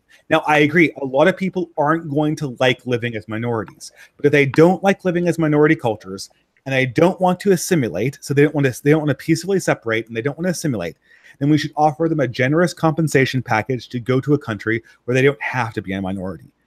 Well, I can't imagine a better deal. That's three options. You have whatever option you want. It's possible to. No, the thing I'm saying is, it's possible to work and live in the same city as someone else while not subscribing to every element of their culture. No, but it's not possible to do a legal system that way. It's not possible to do a cohesive educational system that way. It's not possible to do a number of things that society needs to do as a whole, by and large, as a minority. Haven't people already self-segregated the schools anyway? No, there needs to be one cultural order at top where the buck stops. If you don't have that, you're never going to have the kind of order that you want. And the only reason why... Okay, so you're talking about British values then, right? I don't know what you mean by... I suppose that's not going away, right? To British value. I don't know what that means. So the British values thing is basically thick bedrock things that everyone has agreed to agree on that form the basis of what we call, I guess you could call it, liberal progressive values, which is what it is right now. I mean, I'm against those, right? But I think that if that's what the majority culture is, then there's going to be some spaces where we can't divide. And essentially, if that's the primary culture, that's essentially going to have to be what we assimilate to or separate ourselves from within the rules that we set out in society. Okay. By the way, that's a remarkable thing that you've just said there. That you would actually consent to the sort of the measuring stick that everyone is being measured by when you go into the shared space, which would be, I guess, the government literally and everything. That you would allow progressivism to be that thing, which is okay. Right. I'm a separatist, but what's the other option other than war? Can you tell me? There are. You agree that there are some spaces that have to be ruled by a culture? Oh, indeed, but I'm just saying that I'm surprised what's the that you are. No, hold on. No, I'm just expressing the fact that I'm surprised that you are okay with it being progressives. I'm not okay with it being progressives. Eventually, I think the progressives are going to collapse and be replaced with people like me. But there's just a fact because they don't have children, for one. So eventually, if they don't have immigrants coming in, they're going to lose their voting base. Second of all, their ideas are patently. Outside of immigration, their ideas are patently false, and eventually they'll lose favor with the majority, and they'll lose political favor, and that will cause an eventual coming to the right of an order that obeys this system. But we can speculate what will happen in the future. I thought that you all used to point out continually that white progressives consistently don't do some of the things which they advocate for. So, for example, you would think from the way that white progressives talk that they're never going to have any children, except when you actually check them, they've got obviously 2.5 children and a dog. right? We've known that more socially conservative people who practice their religion more have more children. This has been well established in statistics.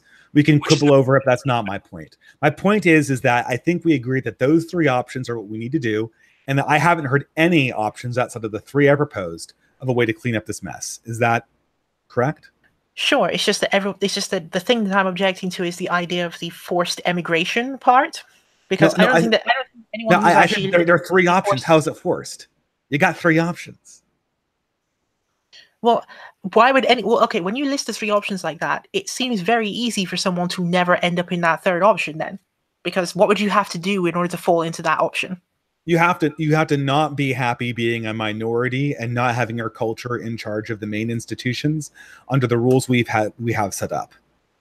Well, that'd be a very anomalous person. I could think that the only person you end up forcibly deporting that would be literally Islamic fundamentalists. I think you might end up with a lot of people who are dissatisfied. Like, I mean, if you're living as if you've been living as a minority group in the United Kingdom all along, and then you're given these hypothetical three options of basically continue to do what you've been doing, assimilate, or leave, then I think people just continue to do what they've been doing. No, because we wouldn't be importing more people, and so you would have no hope of your political stock rising beyond of what would happen based on the ordinary growth and waning of populations inside the United Kingdom.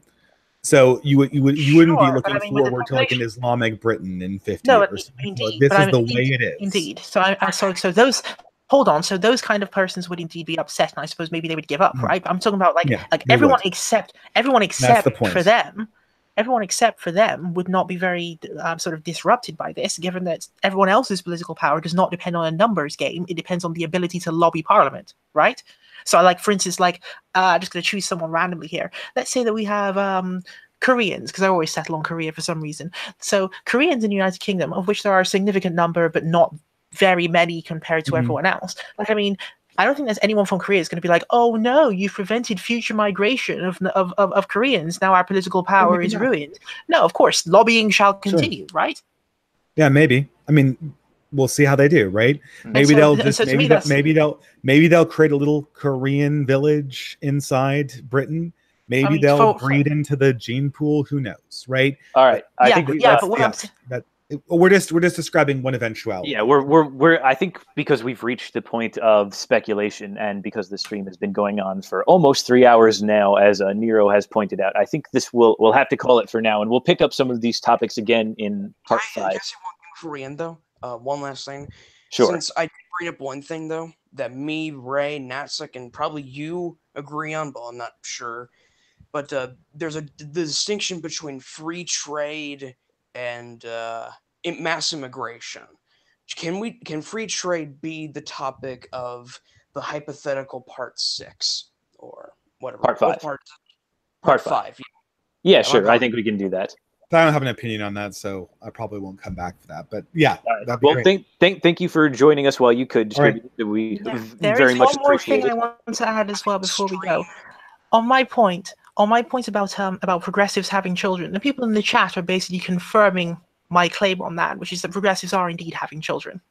Well, there's the Miss Christy Santiago, who has 3 kitty cats, 1 dog, and 2 daughters. So replacement rate is all right, but Christian conservatives still have more. But anyway, all right. Which is probably a bad thing depending on overpopulation, which we haven't gone into much. But anyway, perhaps part 5. Part 5 overpopulation, free trade, and hopefully we can have George back to talk about a value-added tax at some point. But thank you, ladies and gentlemen, for joining us. Thank you to, of course, our guests, Natsek, Nero, Ray, and the Distributist. And by the way, what? Natsek left, by the way. But honestly, I think this stream would have been better. But I think this stream brought